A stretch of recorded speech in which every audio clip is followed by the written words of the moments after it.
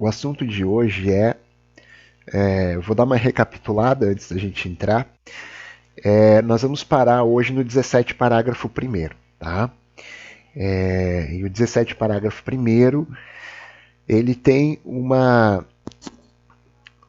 conformação bem singular, porque ele é um dispositivo da LIA que historicamente ele vedava o acordo ou qualquer tipo de transação na lei da improbidade administrativa. E esse tipo de dispositivo era assim muito atacado pelo Ministério Público e pelos outros legitimados ativos da ação da improbidade, porque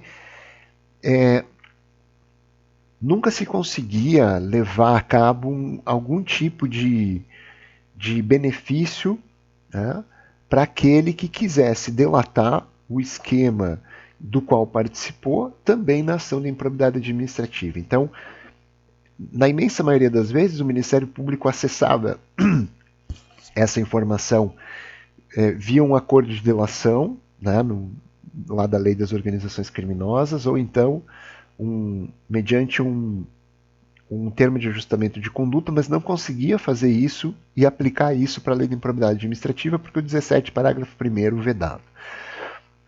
Só que de um tempo para frente, principalmente da década de 2000 para frente, o Ministério Público decidiu começar a fazer isso, porque uma parcela da doutrina influenciou a jurisprudência, e a jurisprudência então se adequou a esse entendimento de que o 17 parágrafo 1º da LIA ele não combinava, ele não conversava com os mecanismos que o Ministério Público tinha em outras leis. Então, na lei anticorrupção, um acordo de leniência, né?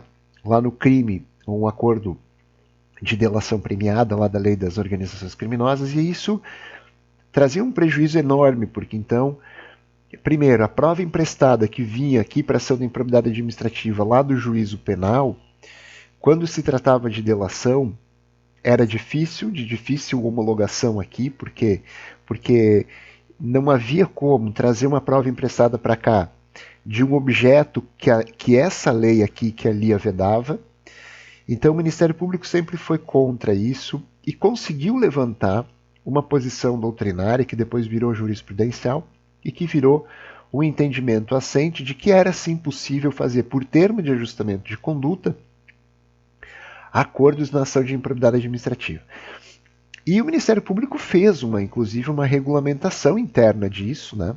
Regulamentou internamente, por atos infralegais, portarias, resoluções e tudo mais, a forma como o TAC atingia esse objetivo de fazer acordo na ação de improbidade.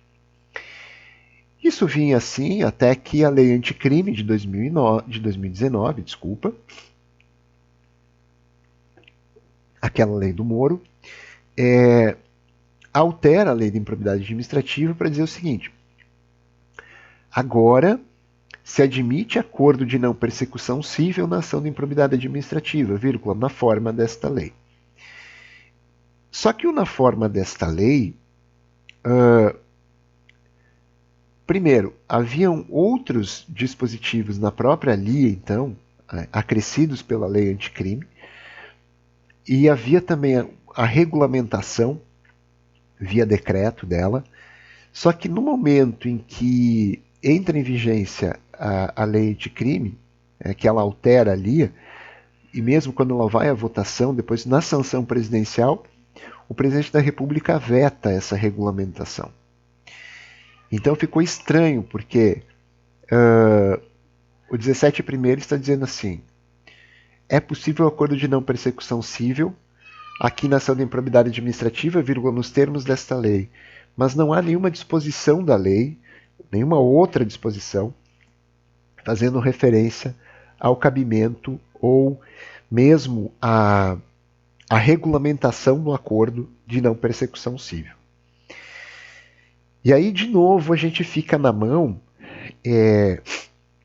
dessa situação de, então, o Ministério Público regulamentar isso, e nós vamos ver a regulamentação aqui, eu já vou daqui a pouquinho compartilhar a tela com vocês, da orientação número 10 da 5ª Câmara de Controle e Revisão do Ministério Público, a 5ª CCR, que... Deixa eu ver se o Jones está aqui hoje. Jones, está aí, filho? Acho que não, acho que o Jones hoje não conseguiu entrar. Não. Eu ia pedir para ele conversar comigo. Mas acho que o Jones hoje não conseguiu. Ah, não, hoje me avisou que ele voltaria para São Borja. Bom, estava dizendo para vocês que tem uma regulamentação. E essa regulamentação foi feita pelo Ministério Público infralegalmente de novo. Então nós temos a seguinte situação hoje. Dá para fazer acordo de não persecução civil? Sim, é possível. Quais são as premissas? A lei não diz. Nenhum decreto regulamentou isso. Tá? Então hoje o que comanda esse processo, 1. Teríamos que olhar para a jurisprudência. 2. Que não diz nada sobre isso, não diz ainda coisas mais importantes sobre isso. E também nós teríamos que olhar para essa regulamentação do Ministério Público, que foi muito boa, aliás, foi muito boa, foi excelente. Então, basicamente, esse é o problema que nós temos aqui no Acordo de Não Persecução Civil. No que consiste um Acordo de Não Persecução Civil, assim, grosso modo, para a gente poder entrar no assunto? Ele tem a mesma estrutura do Acordo de Delação Premiada, lá da Lei das Organizações Criminosas, que é aquele acordo feito aí a exaustão na Operação Lava Jato, e também do acordo de leniência, né, que as empresas fazem. Então, eu acho que vocês já perceberam isso, mas, por exemplo, pessoa física, tá, Leandro Calete, CPF tal, ele faz acordo de delação premiada e ele faz acordo de não persecução civil, tá? Claro que ele poderá fazer um acordo de não persecução penal também. Pessoa jurídica faz acordo de leniência. Então, não há hipótese de pessoa física fazer acordo de leniência, tá? E não há hipótese de pessoa jurídica fazer acordo de delação ou ANPC, certo? Errado. A ANPC dá. A pessoa jurídica também pode fazer acordo de não persecução civil. Então a gente precisa olhar para dentro da LIA e pensar o seguinte: aceita acordo, ele se chama acordo de não persecução civil, ele pode ser feito por pessoa física ou jurídica implicada no polo passivo de uma ação de improbidade administrativa. Tá? Professor, mas eu vi um caso aqui, ele era de 2019, ele foi feito como termo de ajustamento de conduta. Não tem problema. O Ministério Público fazia isso antes da entrada em vigência da lei anticrime na forma de TAC. Tá? E nunca se teve problema com isso. Nunca se teve problema com isso. É muito tranquilo. Um dos TACs mais famosos, assim, em sede de ação de improbidade, que corria junto uma ação penal, uma ação de improbidade administrativa contra... Bom, esses da Lava Jato, aí nós tivemos vários acordos de leniência, acho que o da Odebrecht foi o maior de todos, mas TACs nós sempre tivemos muitos. Então, por exemplo, assim, nas ações civis públicas de improbidade administrativa, nas ações civis públicas por dano ambiental, que tinha reflexo em improbidade administrativa. Então, o MP sempre usou do TAC, né? E isso nunca foi problematizado. A única questão que era levantada e que a doutrina do direito administrativo sempre fez questão de pontuar é o seguinte: quando o projeto anticrime ele começou, ele era mero projeto, os administrativistas começaram a olhar para ele perguntando assim: ok, nós vamos incluir um acordo. Hoje deu tempo de cevar um mate a preceito. A doutrina do direito administrativo sempre se perguntou quais eram as sanções que seriam relativizadas. Porque um acordo de não persecução, um acordo de leniência, ele sempre tem, e isso é é íncito de qualquer acordo de plea bargain, né, que se faça, ele sempre tem um benefício para aquele que aceitem fazê-lo. Né? Então, por exemplo, assim, o que nós vamos tirar de sanções para o sujeito aceitar o acordo? Então, lá na delação premiada, há algum tipo de levantamento de sanção. Na leniência, várias. E aqui? Então vamos imaginar o seguinte: o que do acordo de não persecução civil, quais das sanções do 12 podem ser retiradas? Então essa é a grande questão. Né? Porque nós partimos do que? Nós partimos se esse acordo for feito antes da prolação de sentença, ele pode ser feito também em segundo grau de jurisdição, então ele pode ser feito em qualquer grau de jurisdição, ele pode ser feito já depois da prolação de sentença. Então são questões que vão ser trazidas. O que pode ser retirado? Em que momento esse acordo pode ser feito? Aí alguém vai dizer assim, professor, mas o que o Ministério Público vai oferecer um acordo de não persecução depois da sentença? É burrice. Tá? Talvez não, porque o acordo de não persecução, nós vamos ver que ele tem uma premissa que ele não pode abrir. Mas todas as outras situações ele pode relativizar. Então, se essa premissa for mantida, né, acaba sendo, mesmo que o Ministério Público aposte numa barganha. Porque, deixa eu tentar sinalizar para vocês como que isso acontece, gente. Na imensa gama dos casos, esse acordo não vem sozinho. Professor, eu tenho uma pergunta.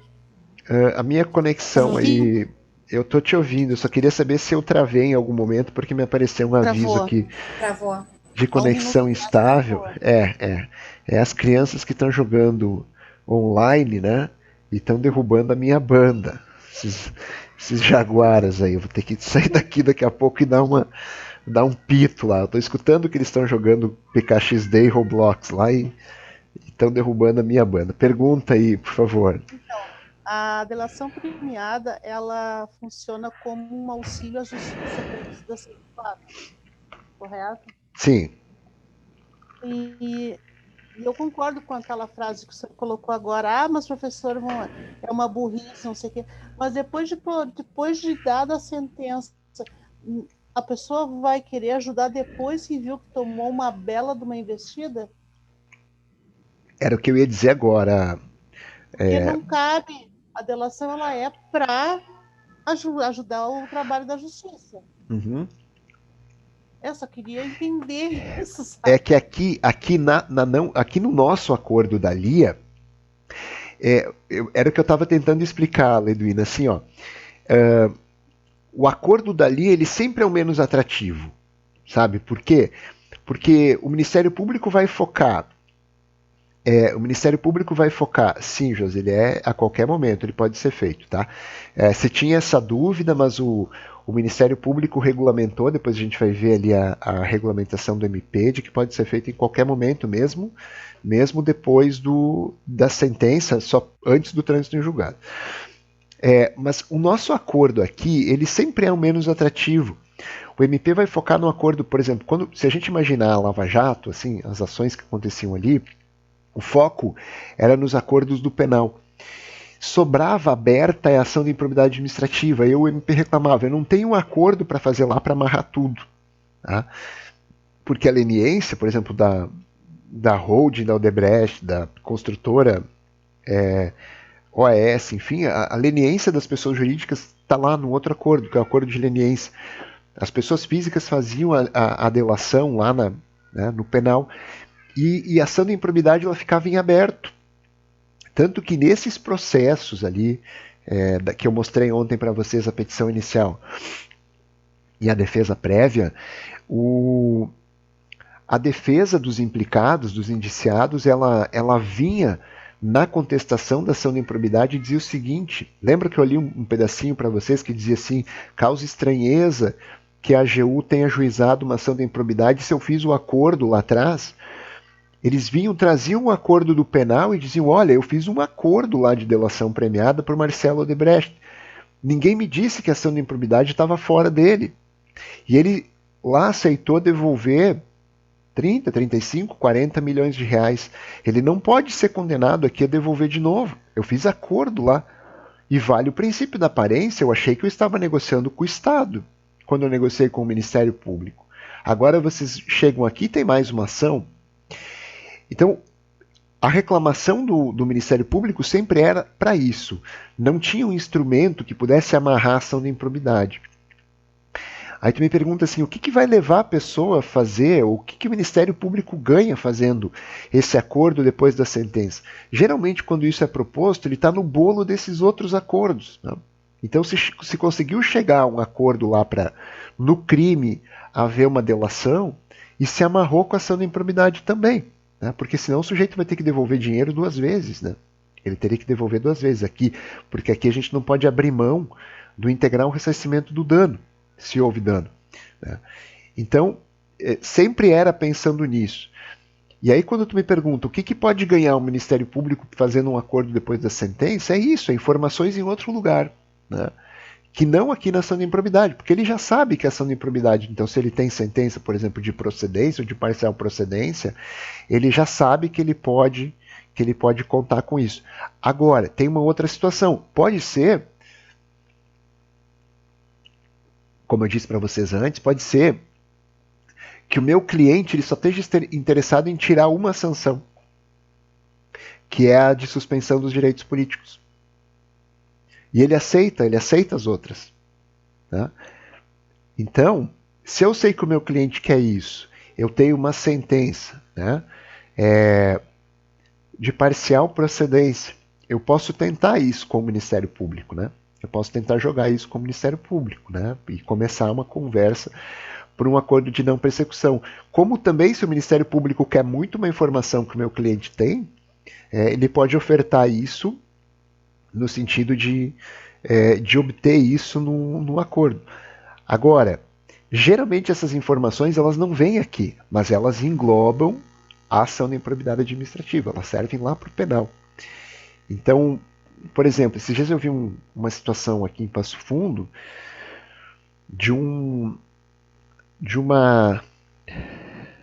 o polo passivo tinha sido oferecido um acordo de não persecução civil ao polo passivo e ele disse não, porque ele não queria reconhecer culpa. Só que era um acordo amplamente favorável. Né? E, inclusive, a pessoa me perguntou o que você acha. Eu disse, acho que você tem que aceitar o acordo de não persecução civil e ainda dar graças a Deus, porque a tua situação não é tão complicada, a prova que o Ministério Público precisa fazer com relação a ele é muito difícil, mas tu livra a tua vida com um valor que tu pode pagar. E aí ele veio me questionar, mas é confissão de culpa se eu aceito o acordo? Eu fico implicado? Não, a ação para. Né? Então, uma vez cumprido o acordo, é como se a ação de improbidade não tivesse existido. Mas ele me disse, não, mas como que isso vai sair? Assim?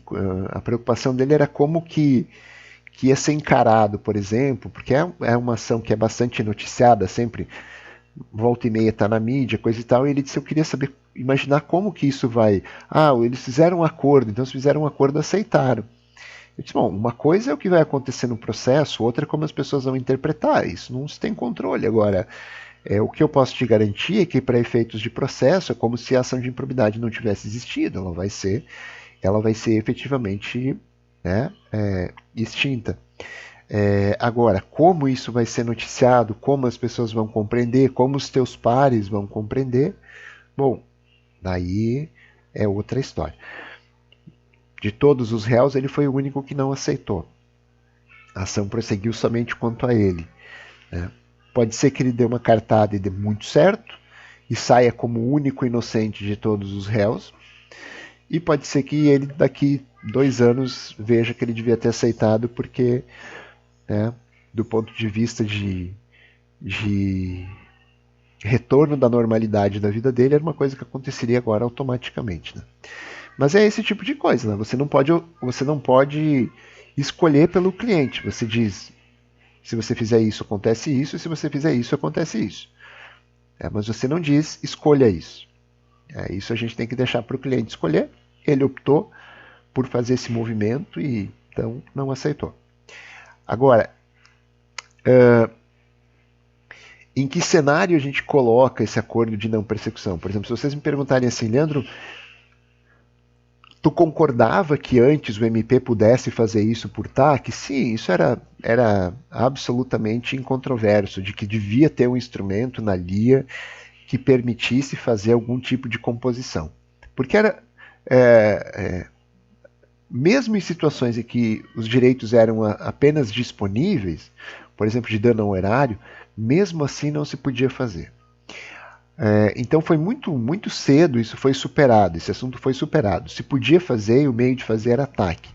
Qual era o problema? O problema é que o Ministério Público, quando fazia ataque, muitas vezes ele fazia movimentos de diminuir o valor a ser ressarcido. Então, por exemplo, o dano era de 500 milhões, ele aceitava receber 300. E isso o 37, parágrafo 4º da Constituição não permitia. O quinto da LIA não permitia. Então aqui sim nós tínhamos uma incongruência, né, nos TACs que o Ministério Público fazia. E isso, em inúmeras oportunidades, a doutrina levantou essa bandeira. O Ministério Público sempre fez de qualquer jeito. O juízo nunca deu importância para isso, nunca controlou a legalidade do TAC nesse sentido, porque se fosse mudar o valor, o réu não aceitaria. Tá? Mas existem outras tantas sanções que podem ser relativizadas. Né? Por exemplo, uma que o Ministério Público mais pode jogar é com a suspensão dos direitos políticos, que para mim é a sanção mais importante.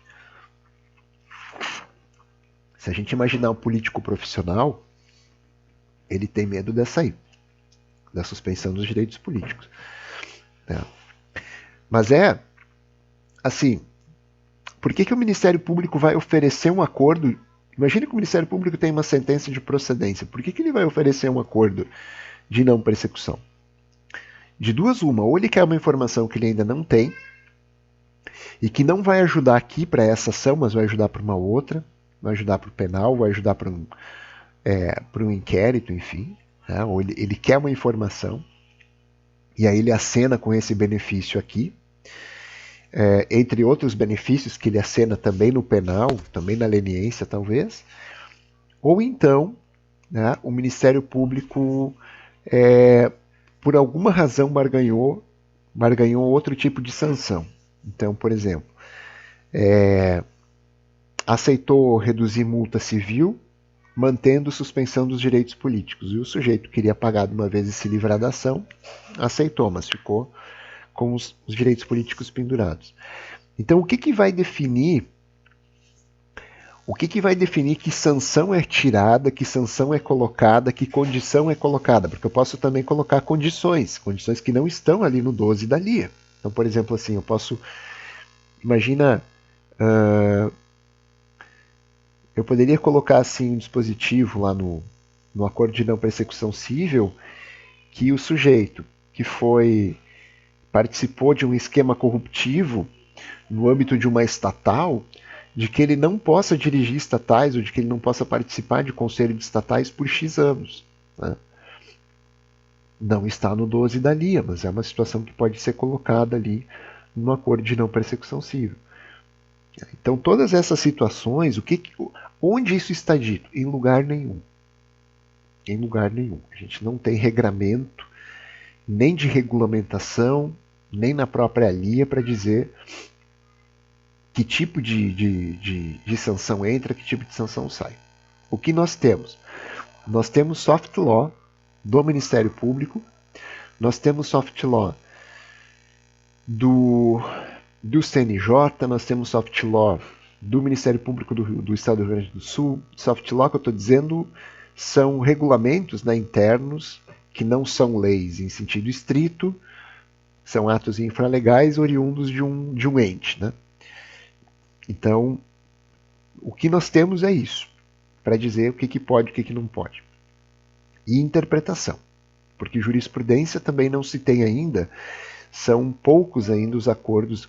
Tudo bem, de 2019 para cá, a gente já teve bastante acordos de não persecução civil, mas que tenham sido judicializados, que tenham sido questionados ou que tenham sido feito o controle de legalidade sobre eles, são muito poucos. Então, porque vejam, imaginem assim, com o acordo de não persecução civil, a possibilidade de mora nele, por exemplo, é mínima. O sujeito que vai fazer um acordo desses, ele não pensa em absoluto em inadimplina. Então, a certeza do Ministério Público no recebimento, a certeza do Ministério Público no cumprimento das determinações é de 100% praticamente. Então, não é esse o problema do acordo. O problema do acordo de não persecução civil é o que pode entrar, o que pode sair, ou seja, o que eu posso tirar de sanções, e se com tão pouco ele pode ser atrativo ou não. Né? Porque muitos membros do Ministério Público reclamam, por exemplo, que se a gente deixar a baliza do dano ter que ser ressarcido integralmente, fica pouco atrativo o acordo de não persecução civil. Porque, por exemplo, nos acordos de delação premiada, eles conseguem furar isso, eles conseguem descer aquém do mínimo, né? Que é o ressarcimento integral do dano. E aí há uma reclamação de que se mantiver, assim, se mantiver essa baliza do 37/4, e ela tem que ser mantida, porque a interpretação é essa, fica pouco atrativo o acordo de não persecução civil. Tá? Desculpa. O que é mais importante a gente perceber aqui? Existe um movimento para esse acordo de não persecução civil. Alguém pode dizer assim, professor, ele é uma porta então para o réu da ação de improbidade administrativa conseguir se livrar da ação e continuar, por exemplo, se candidatando, se for o caso de um agente político. Isso não favorece a corrupção, isso não é um expediente que vai facilitar que ele continue, por exemplo, envolvido em atos de corrupção. Eu, de novo, volto a dizer, a Lia não tem preocupação com a corrupção, a Lia tem preocupação de fazer efetiva ela própria, a legalidade dela própria. Então, quando nós estamos falando do acordo de não persecução civil, o que a Lia... Primeiro que a Lia, na sua gênese, ela não previu e não queria esse tipo de acordo. Tá? E aí olha que interessante, estou com um mosquito às voltas aqui me incomodando. Acabei de cometer um homicídio aqui do mosquito. Na verdade, a Lia não pensou nele e não quis.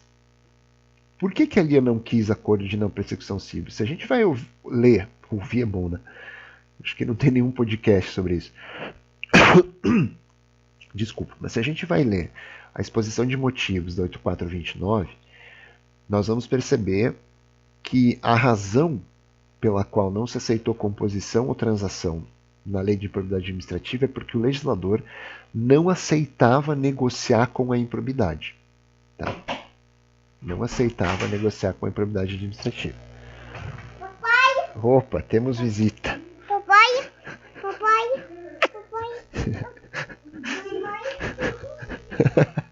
Que amor, querido. Queridinho. Tivemos visita. Sequestrado. Tivemos visita do Chico. Esse é o Chico. Chico, ele tá hoje eu fiquei em casa com ele de tarde, depois que eu cheguei da reunião. Minha esposa foi buscar o outro na escola, né? Gente, ele apronta todas. Olha, esse já nasceu com o professor, né? Então ele abre a porta e... Ele é o que a gente mais escuta, eu acho. Aham. Ele é o que a gente mais escuta. Sim, não, o Chico ele é terrível, assim, mas bom, ele é como eu era quando eu era criança, então ele faz, assim, todas as estripulias possíveis e imagináveis, né? E o irmão dele é uma paz, assim, tudo que o irmão dele tem de paz, de calmo, de tranquilo, de leitura, ele é o contrário, ele é um querido, né? E aí, sempre que ele pode, a minha esposa coloca um biombo aqui na porta, mas porque ele tem medo de duas coisas, ele tem medo do secador de cabelo e ele tem medo do aquecedor, esses aquecedorzinhos de banheiro. Então a gente deixa na porta, mas às vezes ele vence o medo. Né? Tá, fechando o parênteses então da Ô, invasão. professor, que Ah, judiaria. hum, Que judiaria, vocês traumatizam ele mais ainda. lutamos com todas as armas, né? Lutamos com todas as armas. Uma época ele tinha medo do aspirador de pó. Era um aspirador de pó que ficava porque ele sobe na TV, liga, desliga, não dá para assistir nada. A gente coloca o aspirador de pó ali. Mas aí agora ele já brinca com o aspirador de pó, então já agora ele invade mesmo, né? Mas que nada. Eu estava dizendo para vocês, agora me perdi onde é que eu estava. Me ajudem aí, que o Chico me tirou a concentração do. Estava dizendo que o legislador não aceita negociar. Isso, o legislador não queria negociar com a improbidade administrativa. Eu lembro que uma vez eu tinha um professor de direito penal, penal 3, que era a parte dos crimes sexuais. Ele era juiz, ele dizia na aula assim, professor, deixa eu lembrar o nome dele, teve um AVC depois e ficou muito mal. Era o professor Jorge Anísio Teixeira Curtis. Ele dizia assim, ele era juiz, né, criminal, ele dizia, tem uma coisa que eu não aceito, que eu não negocio, é com a liberdade sexual. O legislador pensou a mesma coisa para a improbidade administrativa. A gente não vai negociar com ela. É inegociável a improbidade administrativa. Então não tem acordo, não tem transação nesse tipo de ação. O que mudou? Mudou que quando o Ministério Público percebeu que ele conseguia ter mais efetividade na busca de informações, ter mais efetividade na solução da improbidade administrativa, ele começou a fazer TAC, começou a fazer por conta, lançou uma tese que não era tão estapafúrdia assim, de que a lei precisava ser atualizada, precisava ter um método de composição, que em todos os processos há um método de composição e a lei de improbidade não existia. Né? E isso acabou sendo bem recepcionado. Agora, o que a gente tem agora? Agora a gente tem a certeza da lei, da expressão da lei, de que pode. Só que esse pode, ele vinha acompanhado na lei anticrime de uma regulamentação mínima. E essa regulamentação mínima foi vetada, né, na sanção presidencial, ela optou por vetar, vetou, né, o presidente vetou, e ela ficou assim. Ela ficou, é possível fazer, vírgula, nos termos desta lei, só que os termos desta lei, que era a regulamentação, desapareceu porque foi vetado. Então a gente tem um meio, aqui um limbo que precisa ser composto. E precisa ser composto com o quê? Precisa ser composto agora com interpretação, né? E isso ajudou muito os administrativistas, por quê? Porque nós imaginávamos que o Ministério Público havia deixado isso em aberto propositalmente para tentar relativizar o integral ressarcimento do dano. E quando então o ANPC ele diz assim, a lei diz, ele pode ser feito nos termos desta lei, bom, aí eu tenho várias disposições dizendo que o ressarcimento do dano tem que ser integral, a começar pelo 37º da Constituição, depois no 5º da LIA se diz a mesma coisa, e no 12, lembra que lá nas sanções nós olhamos que o ressarcimento integral do dano era comum a todas as sanções de todos os atos ímprobos, né? Então, nos termos desta lei, deixa a certeza que uma única sanção não pode ser relativizada, que é a do ressarcimento integral do dano. Tá? Que não é, no entender da doutrina, não é a sanção mais severa. No entender da doutrina, a sanção mais severa é de suspensão dos direitos políticos, né? E da perda da função pública. Essas duas são, no entender da doutrina, as sanções mais severas da LIA. Mas o importante, por que então a mais importante é o integral ressarcimento do dano quando existente o dano?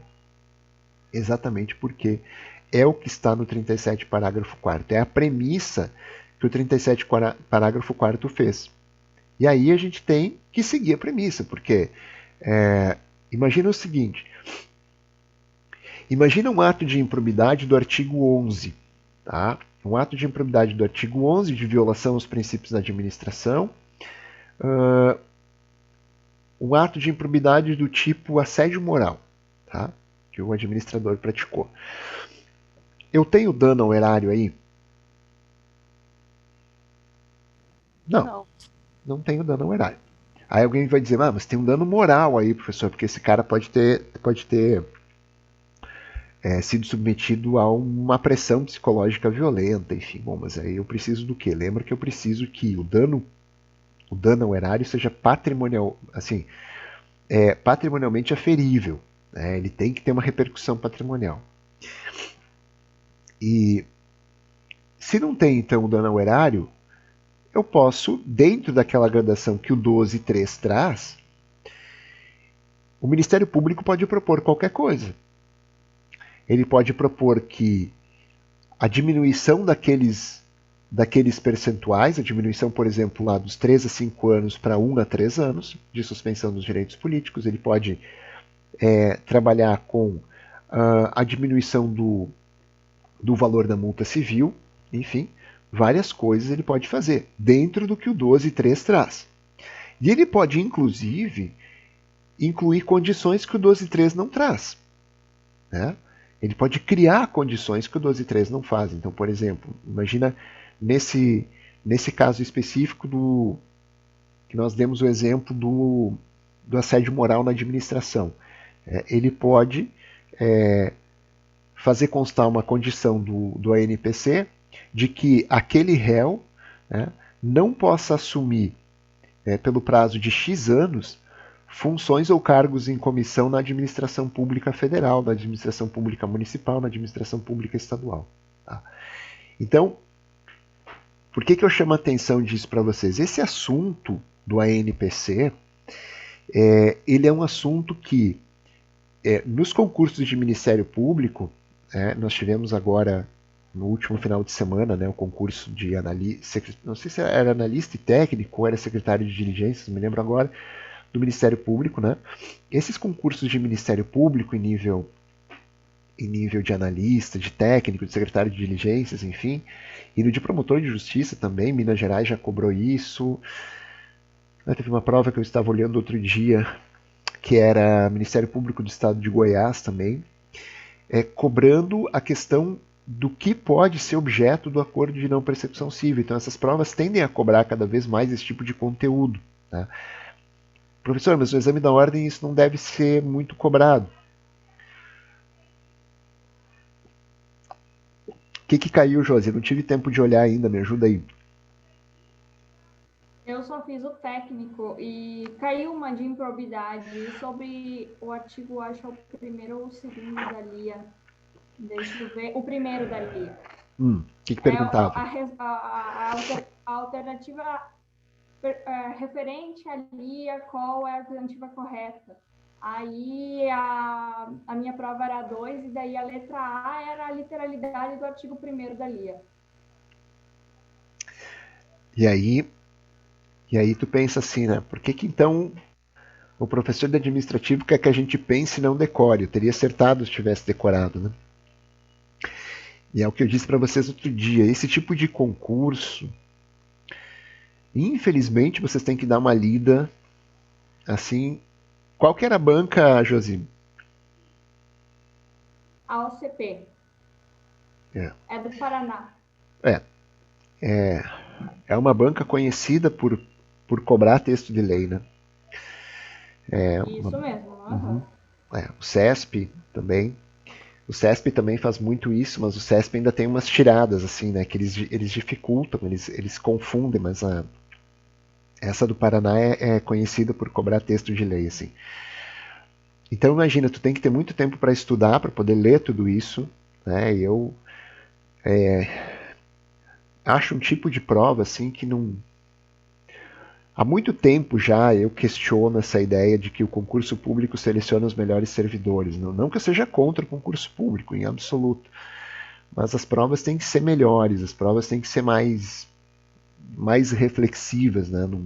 Não pode ser um copia e cola, um cara crachá assim.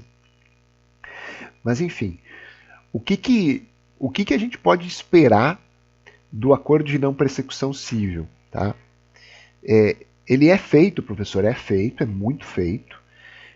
O Ministério Público investe nele, tá? O Ministério Público investe nele porque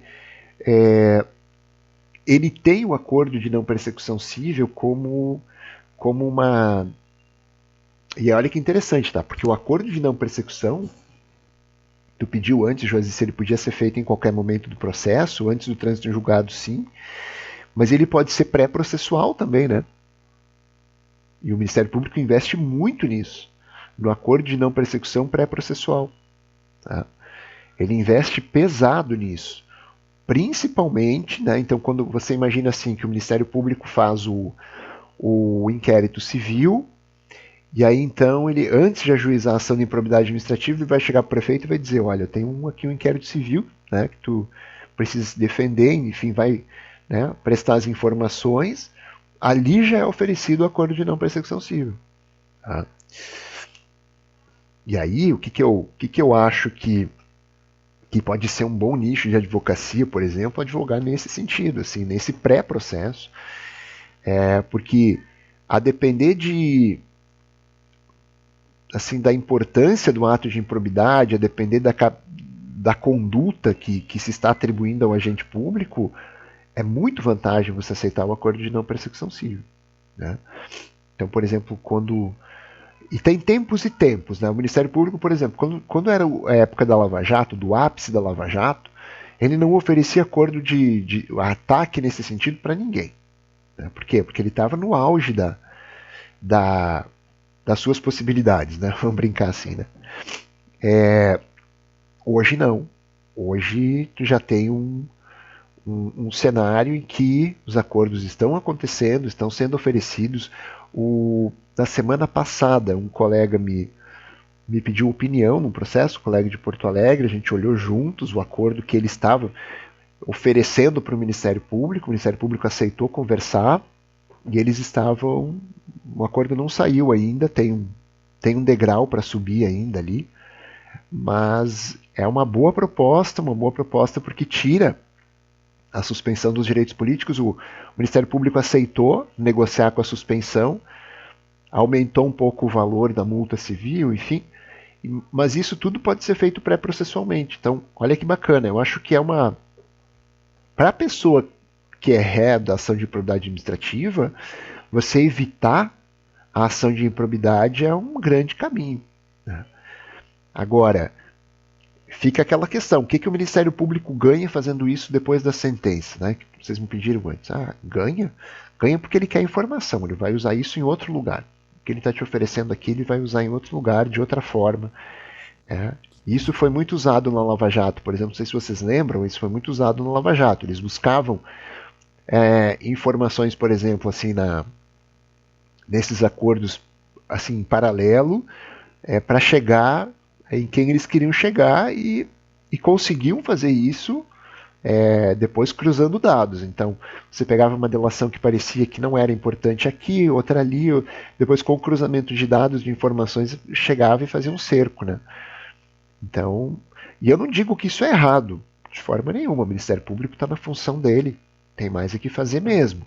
Agora, olhando pelo lado da defesa, então a gente tem que estar ligado, porque se isso vai ser oferecido, se o Ministério Público vai oferecer esse acordo, se o Ministério Público vai aceitar conversar sobre as sanções antes de ajuizar a ação de improbidade administrativa,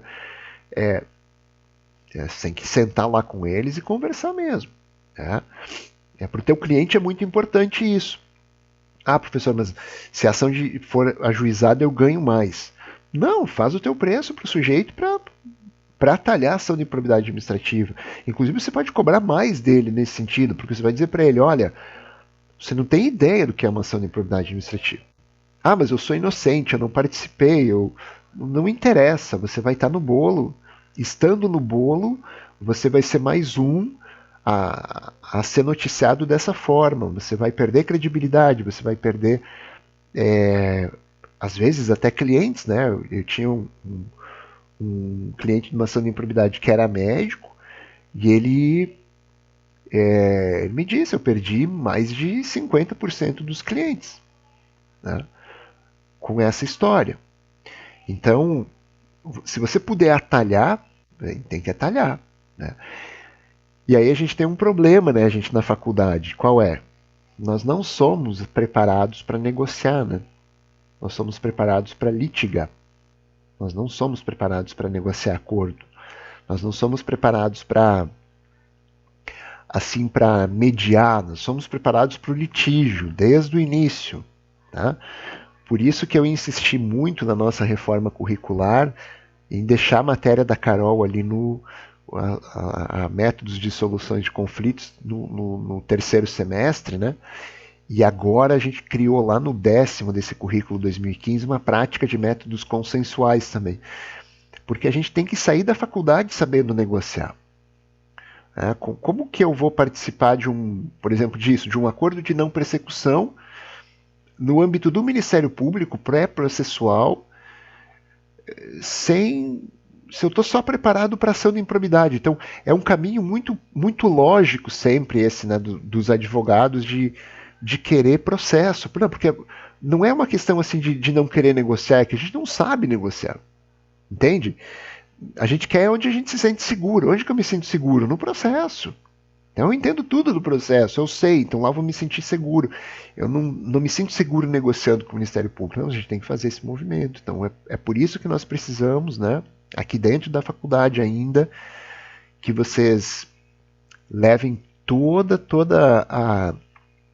assim, encarem com muita seriedade as disciplinas de mediação, porque são essas disciplinas que vão dar o know-how, a expertise para vocês conseguirem fazer isso ali fora. Então, por exemplo, claro que tu também tem que entender de processo, porque você vai chegar para conversar com o promotor e discutir o assunto, né, e nessas fases de negociação assim é muito comum esse tipo de jogada. Então, né, o promotor vai te dizer, olha, eu tenho aqui uma ação que é um canhão, né?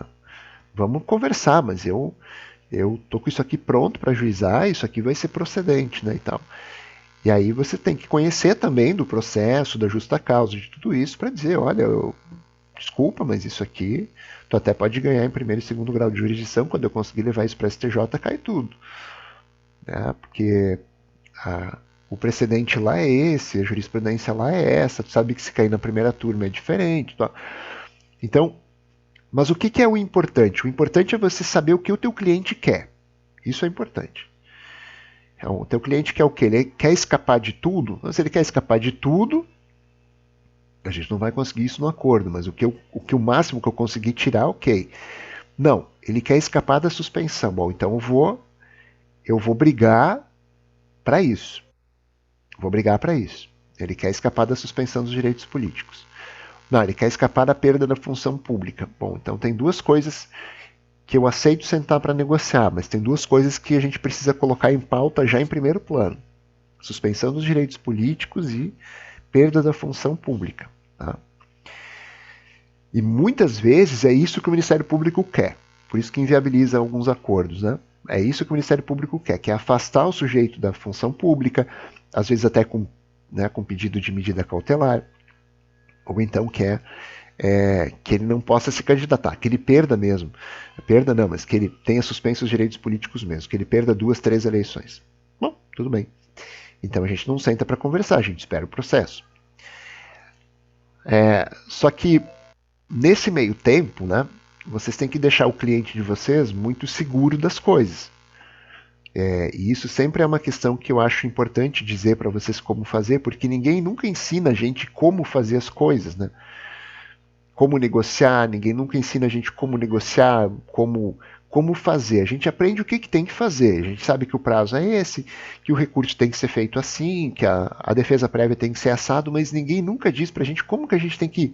Qual é o passo, qual é o fluxo para você chegar nisso? Qual é o passo para mim chegar num acordo? Como que eu faço isso? Então, como que eu trato o meu cliente nesse meio tempo?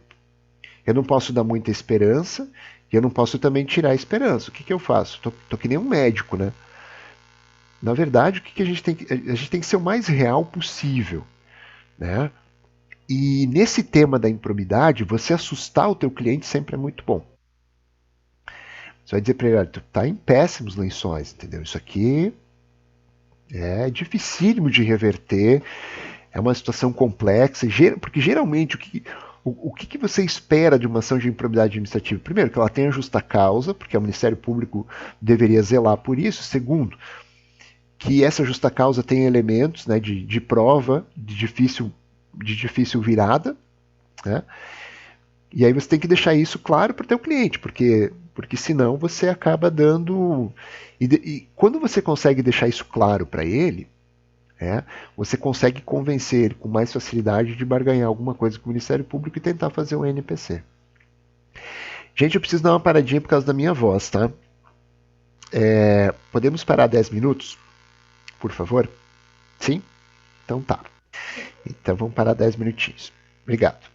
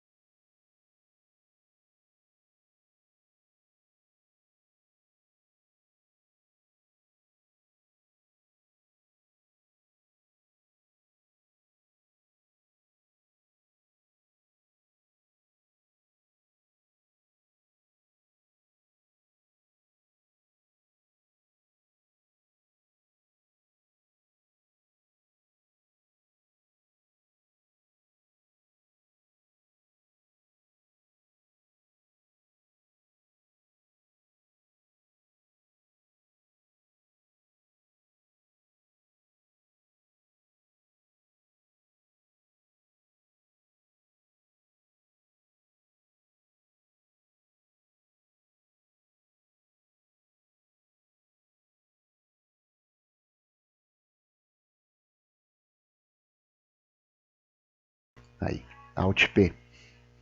Alt P, retomar a gravação. A orientação número 10 da 5ª CCR, né, da Câmara de Coordenação e Revisão. Casualmente, a 5ª CCR é a Câmara de Combate à Corrupção, né, do Ministério Público Federal. Deixa só eu pontuar para vocês, depois na sequência eu vou colocar junto com essa aula um material, que é um material em que vocês vão ver todo o regulamento que o Ministério Público usava antes. Vocês vão encontrar lá a Resolução 179 de 2017. E desde 2017 o MP normatizou em resolução isso. Ele faz há muito tempo. Em 2017 ele normatizou em resolução a questão dos TACs, né? E agora em 2019 emplacou o ANPC. Então,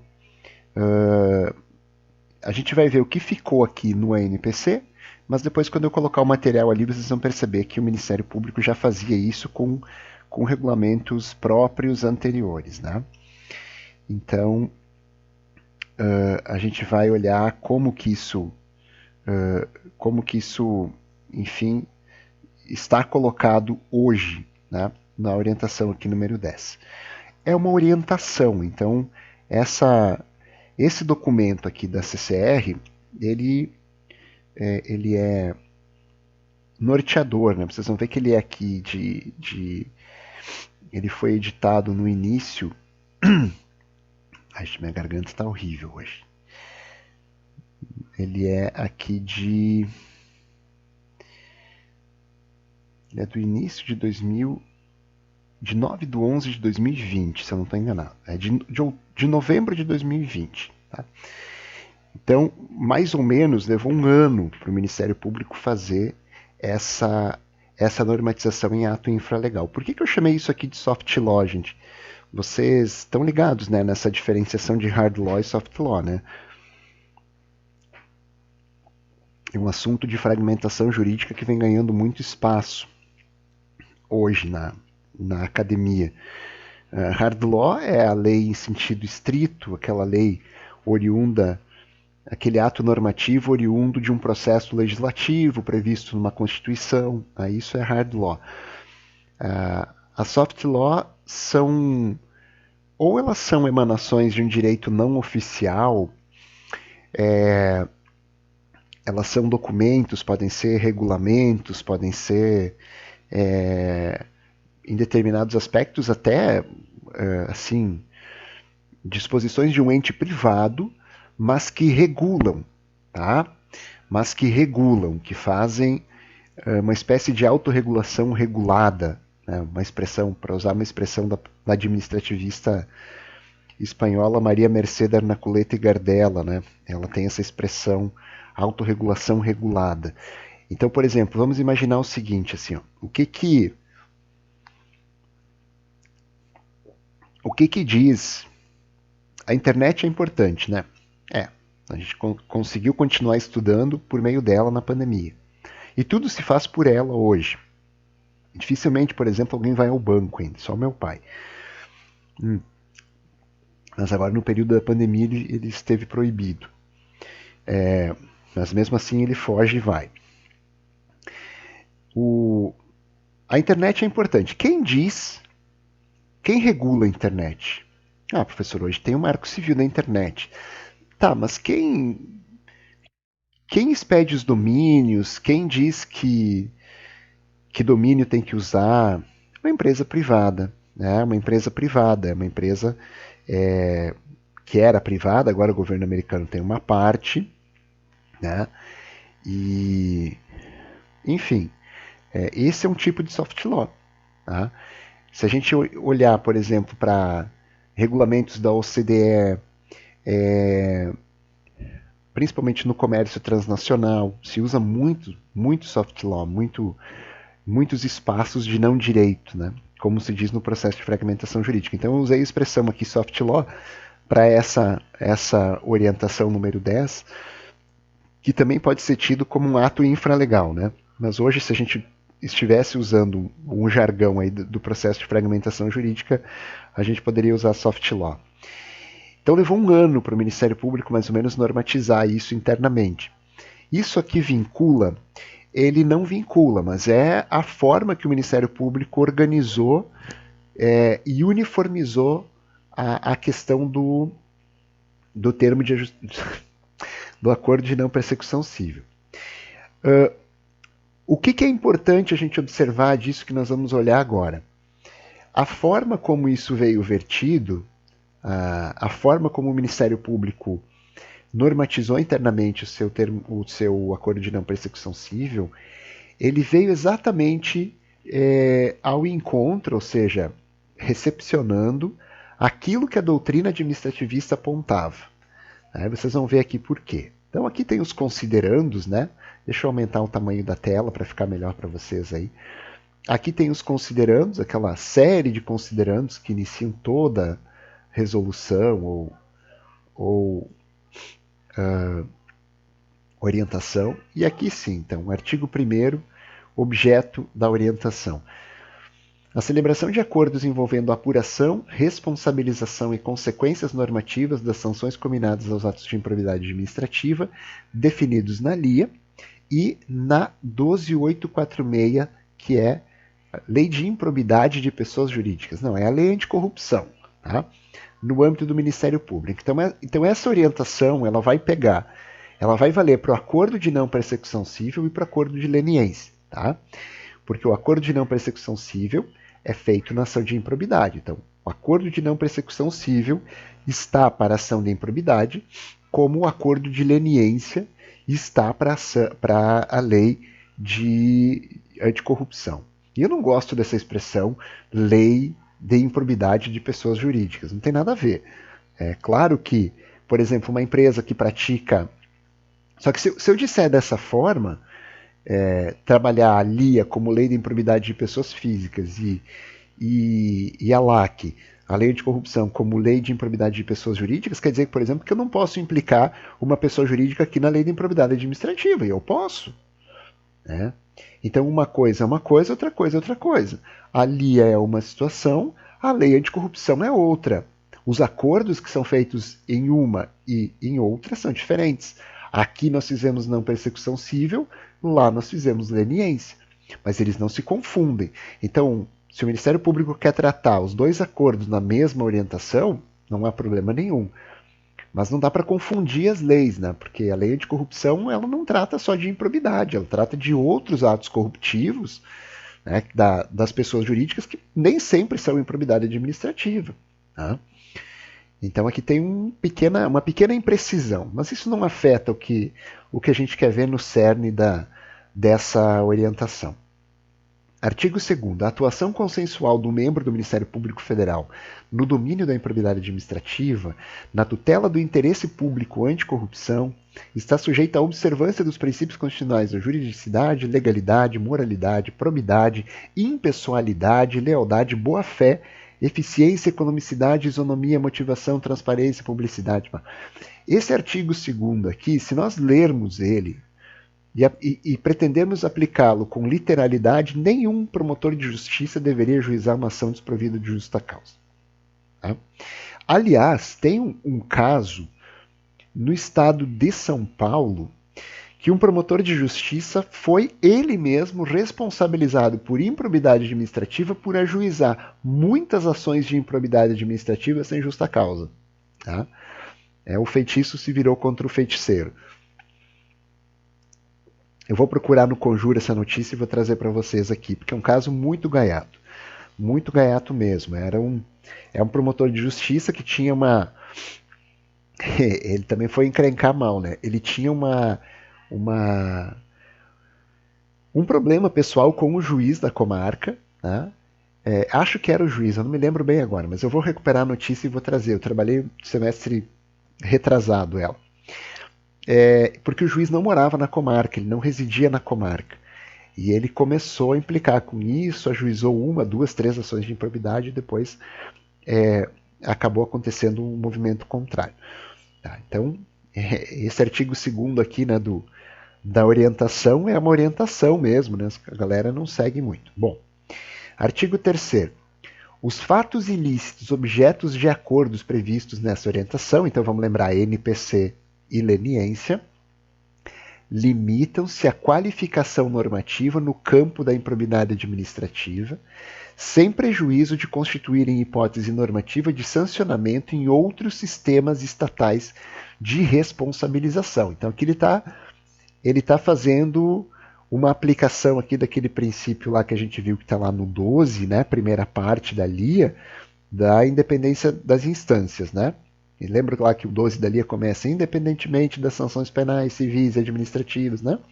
Então aqui ele está dizendo exatamente o seguinte: o fato de nós fazermos um acordo de não persecução civil está restrito à improbidade administrativa. Se constitui crime, ele não está absorvido aqui. Se constitui objeto de ressarcimento, via ação de ressarcimento, também não está embutido aqui. Né? Então, o 3º diz o seguinte: isso aqui se refere só ao ato de improbidade administrativa, a capitulação de improbidade administrativa. E olha que interessante o parágrafo 1º.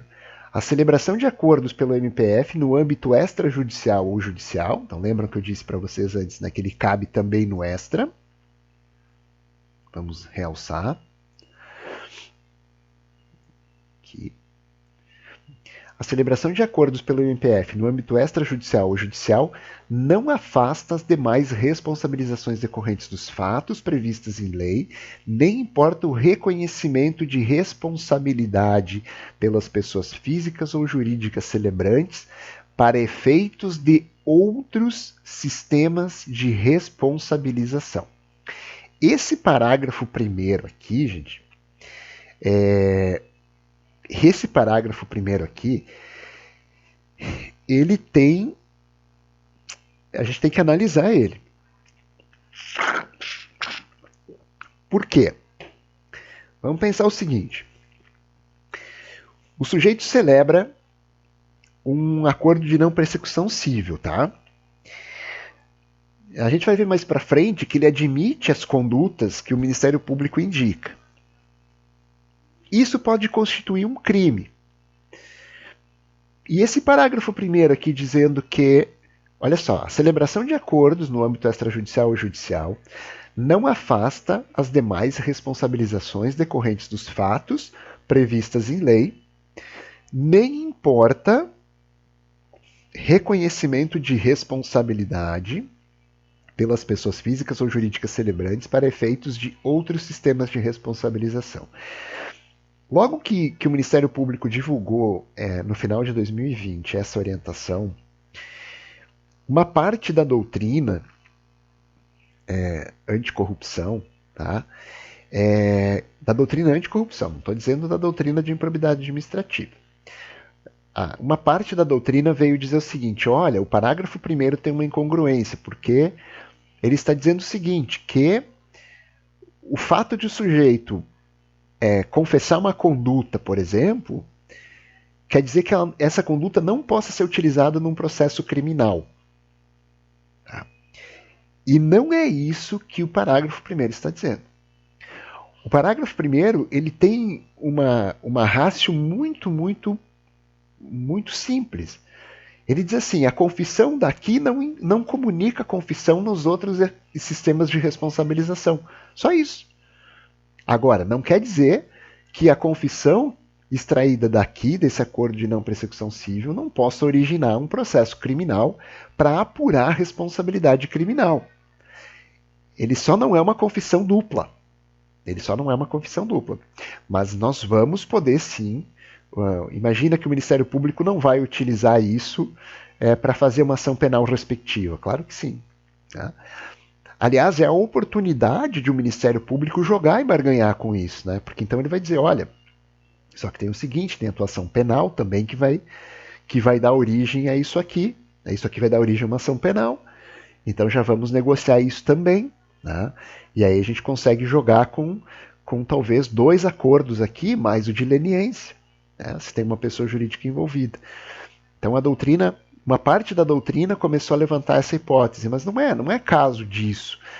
O parágrafo 1º não está dizendo, olha, não se pode utilizar a confissão daqui em outra esfera. Se pode sim, e se vai utilizar. Em primeiro lugar, como poder de barganha para fazer o acordo dessa outra esfera, e em segundo lugar, se isso não acontecer, vai virar processo.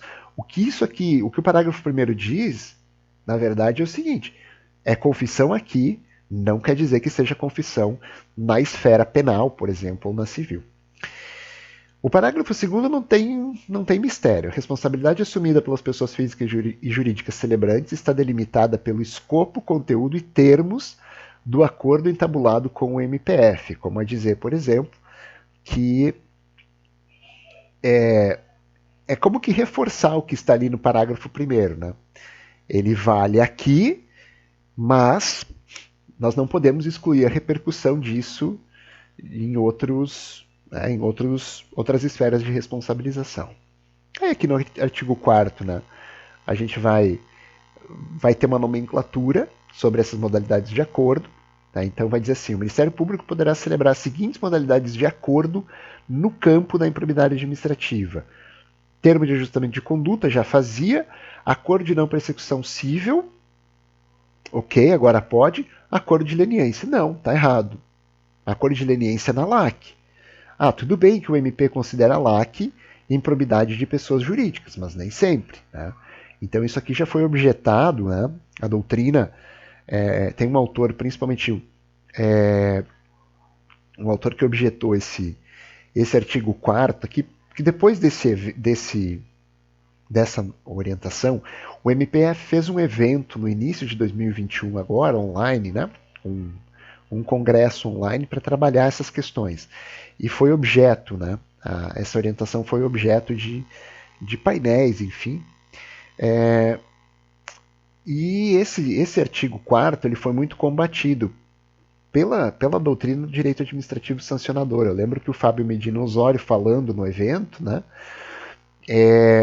replicou essa circunstância. Ele disse: olha, tem um equívoco ali né, no artigo 4º e na interpretação que o Ministério Público dá para a lei anticorrupção. A lei anticorrupção faz acordo de leniência, é lá no âmbito da LAC que o acordo de leniência acontece. Tá? Se vocês querem juntar tudo num bolo só para efetivamente utilizar apenas uma recomendação ou só uma orientação, tudo bem, mas você tem que dizer expressamente que uma coisa é a lei de improbidade administrativa, onde se faz a NPC e TAC porque vocês já faziam, mas a lei anticorrupção, a LAC é outra coisa, lá se faz acordo de leniência. Tá? Então aqui tem uma pequena imprecisão, outra pequena imprecisão. Né? Bom, eu vou chamar atenção aqui para os artigos que são mais importantes dela, tá? Então, essa parte aqui, como toda ela está vinculada aqui ao capítulo das modalidades de acordo, né? Ele está falando como o MP enfrenta e qual a natureza jurídica disso. Aqui o artigo 7º é importante porque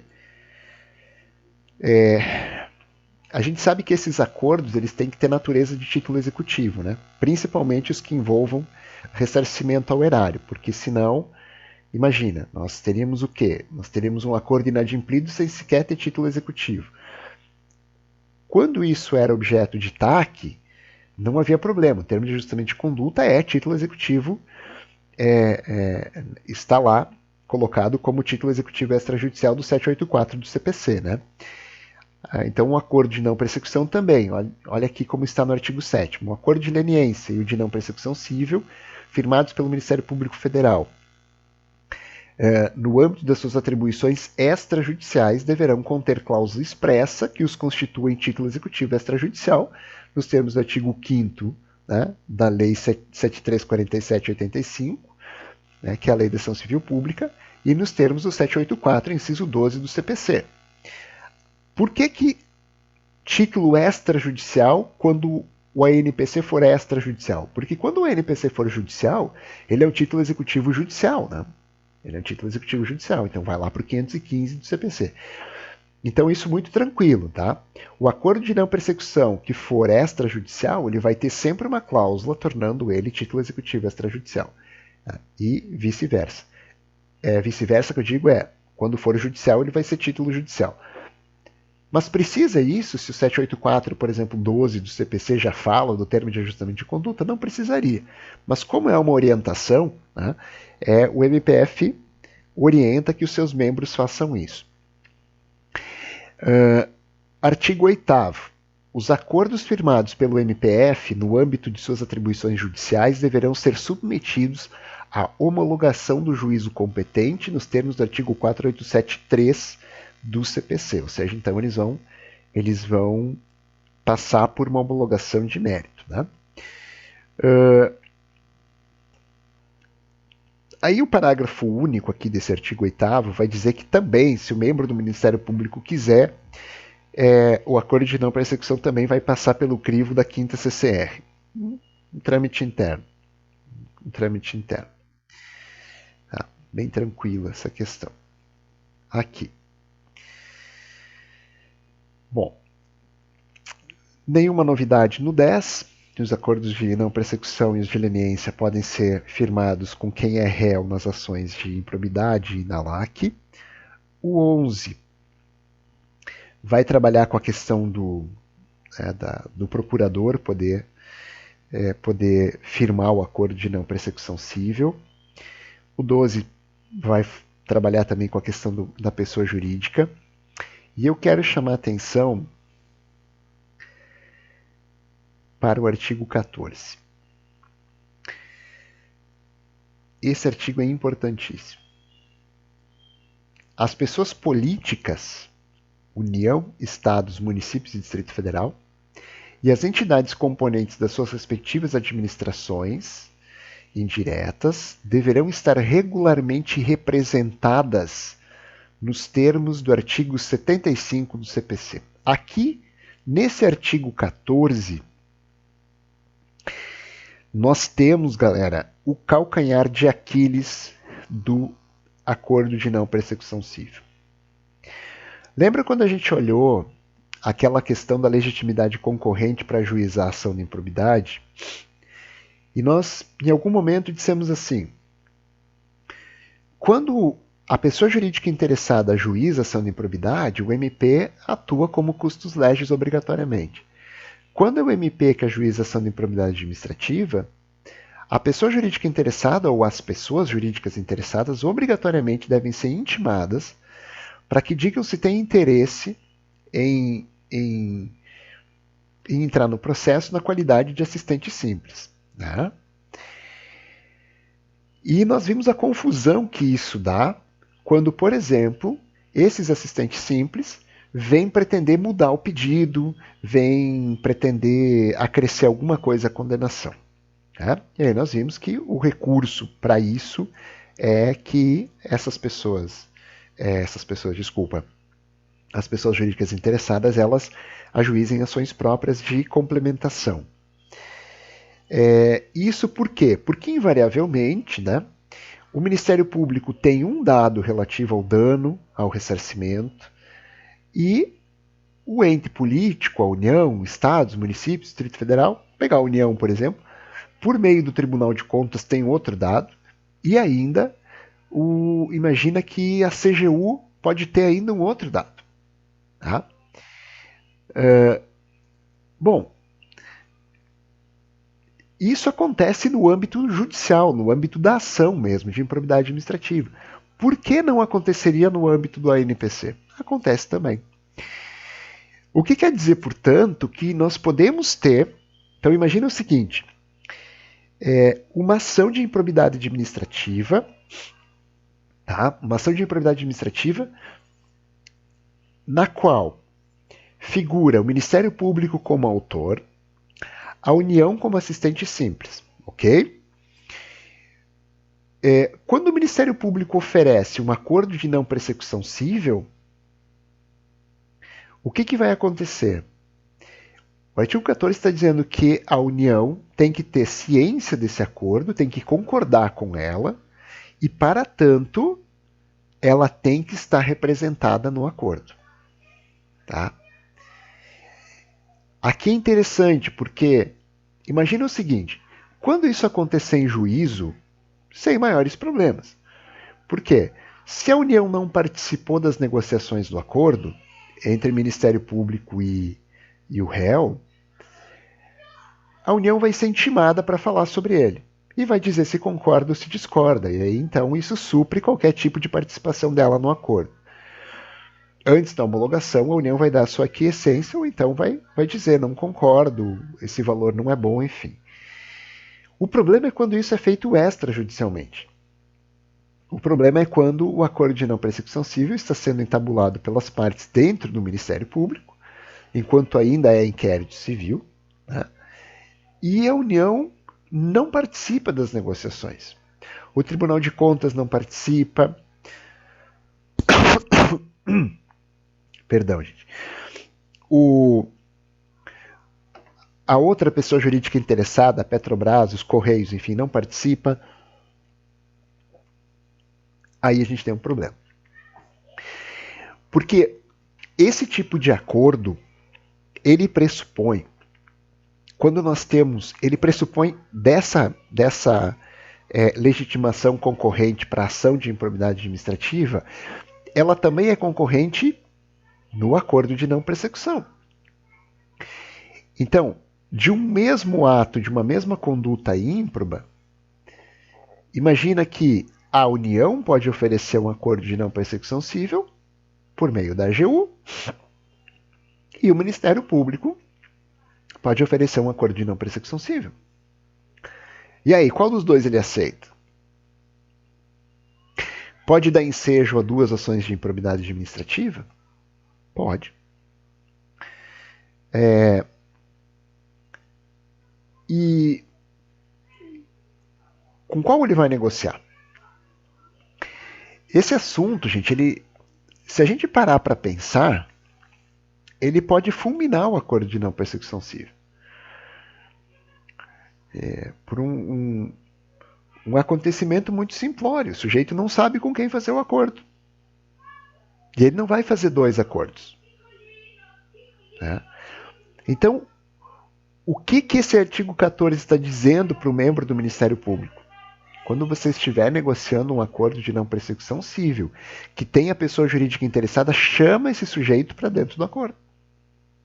Expede ofício, chama, avisa que está sendo costurado uma NPC, né? E chama esse ente para vir para cá, trazer as condições, trazer os valores, trazer toda a informação que seja necessária para construir um acordo que vai ser apenas um. O próprio o próprio Supremo Tribunal Federal, deixa eu compartilhar com vocês também esse outro documento, só que eu preciso acessar aqui o meu drive. Só um pouquinho, gente, deixa eu preciso buscar aqui no meu drive, atos do MP, acordo. Aqui. Tá, agora eu vou conseguir compartilhar. Eu vou mostrar para vocês um acordo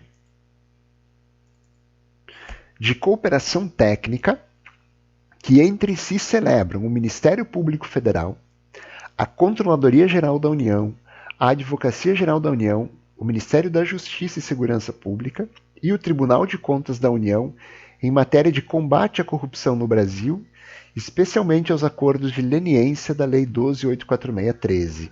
Tá? Mas ele vale também para as ações de improbidade. O que esse acordo aqui, costurado pelo presidente do Supremo à época, né, o ministro o Toffoli, tá? Ele era o ministro-presidente, né, na época do Supremo Tribunal Federal. O que ele traz? Ele traz uma atuação conjunta e, assim, articulada de todos esses entes para que os acordos de leniência e de não persecução civil sejam feitos englobando as informações de todos. Aqui, acho interessante essa parte das ações sistêmicas, porque se percebeu que se estava deixando de fazer acordos de não persecução, de acordos de leniência, porque as pessoas, os réus das ações, não tinham, desculpa, peguei o errado de novo aqui, não tinham segurança jurídica para fazer esse acordo. Ou seja, eu não sei se eu estou fazendo com a pessoa certa. Né? Não sei se eu estou fazendo com a pessoa certa, não sei se é com o Ministério Público que eu tenho que fazer, ou com a União, com a AGU. E aí acabavam não fazendo. Então esse artigo 14 aqui da orientação 10, ele é direcionado para que o membro do Ministério Público atente para esse fato. Atente para esse fato. Então imagine o seguinte, que ele está com uma daquelas ações lá do Farmácia Popular para fazer, tá? Que o DenaSUS enviou documentação para o Ministério Público ou em algum momento comunicou o Ministério Público disso. O Ministério Público, então, precisa chamar para negociação a União por meio da AGU. Né? A União vai solicitar esses dados no Ministério da Saúde, do DenaSUS, e aí ela vai conseguir vir aqui para dentro, dizer qual é o valor do dano, qual é o valor do enriquecimento ilícito, né? Qual o valor tem que ser ressarcido. Então, esse tipo de informação, se esse artigo 14 funcionar, a gente tem a sofisticação do acordo de não persecução civil, ou seja, o MP, assim, ele congrega todos os interessados no acordo e oferece para o réu. E aí o réu vai ter certeza de que ele pode fazer o acordo de não persecução, que vai englobar todos os entes que poderiam depois demandá-lo ali como pessoa jurídica interessada.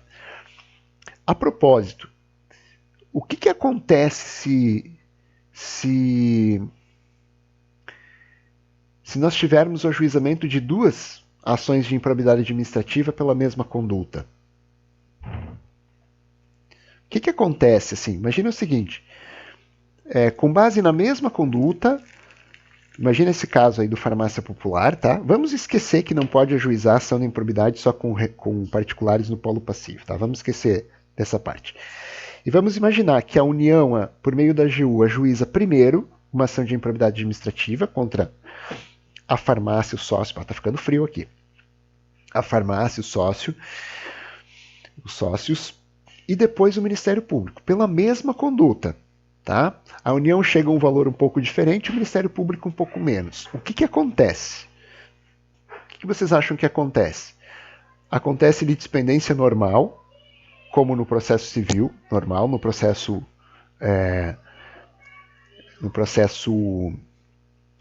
individual, ou aqui no processo coletivo a gente tem diferença quanto a isso. Porque se isso acontecesse no processo civil normal, o que a gente teria? A gente teria basicamente ocorrência de litispendência. Né? A ação ajuizada por segundo, né? Extingue sem mérito. Aqui também é assim. O que vocês acham?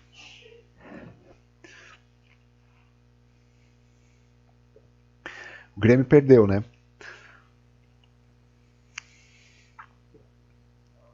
Perdeu. E eu acho que, ao menos, deveria uma das ações não seguir em frente, né? Acho que, enfim, a segunda a ser ajuizada não dar continuidade. Tu acha que seria litispendência normal? O correto seria. Tá. Só que... Não tenho certeza. Assim, Josi. Pode. Tem duas. Essa é uma das correntes, Josi, tá? E é a corrente que a jurisprudência tem privilégio. Então, assim, a gente não tem um precedente que define isso. Olha, é assim, a jurisprudência fixou precedente vinculante nesse sentido. Mas a gente tem duas correntes. Tem uma corrente que enxerga, que é a corrente normal, assim, uma corrente processualística, tá? Enxerga como você assim, é litispendência, pronto. No processo individual, no processo coletivo, ajuizou duas ações com o mesmo objeto e mesmo pedido, né? Mesma causa de pedir e mesmas partes, tríplice identidade, se as duas ainda estão correndo, é litispendência da segunda, ponto. Né? Agora, a doutrina do processo coletivo, Hugo Nigro Mazzilli, né? Principalmente o Hugo Nigro Mazzilli, que tem aquele livro Direitos Difusos em Juízo, clássico, né? Todo promotor de justiça tem na estante. Nossa, agora eles estão quebrando a sala mesmo. Essa doutrina do processo coletivo vai dizer o seguinte: o processo coletivo é diferente. A ação de improbidade é mais especial ainda. Então não tem como aplicar a litispendência para elas. E aí eles propugnam o seguinte: a reunião dos processos. Ou seja, haveria uma reunião das duas ações, com o juízo que primeiro distribuiu, que distribuiu a primeira, fica prevento, reúne nele então as duas ações, e ele julga em uma sentença única. Sim, e o valor? Pois é, aí essa questão do valor é a composição que tem que ser feita, tá? É a composição que tem que ser feita. E aí, então, esse é o grande calcanhar de Aquiles dessa tese, porque se tem valores discrepantes, então fica difícil o juiz proferir uma única decisão. Agora, por exemplo, quando eu não tenho ressarcimento, tá? Tenho apenas enriquecimento ilícito, por exemplo, e a multa civil e as outras sanções, suspensão de direitos políticos, essa reunião até funciona. Agora eu concordo contigo, quando tem um valor a ser ressarcido, e isso, né, é o que a doutrina do outro lado sempre aponta, ok, mas e quando os valores discrepam, quando eles são diferentes? Quando um aponta um valor e o outro aponta outro. Tá? Aí essa doutrina responde assim: nada impede que o juiz olhe, verifique qual é o valor a ser devolvido e julgue um ou outro, ou ainda compõe um terceiro valor dentro do que ele acha. Tá? O que prevalece? A primeira situação, a situação da litispendência. Tá? E aí vamos imaginar o seguinte: é muito ruim para o réu, né, a gente ter que responder duas ações ao mesmo tempo, né? Porque na verdade é isso que vai acontecer. Por mais que ele se defenda de uma conduta, duas ações de improbidade administrativa significam duas condutas diferentes que ele precisa se defender. Então, a doutrina também aponta essa circunstância. Tá? O que eu acho mais correto, né, pouco importa o que eu acho, mas a litispendência ela define muito melhor. Ou seja,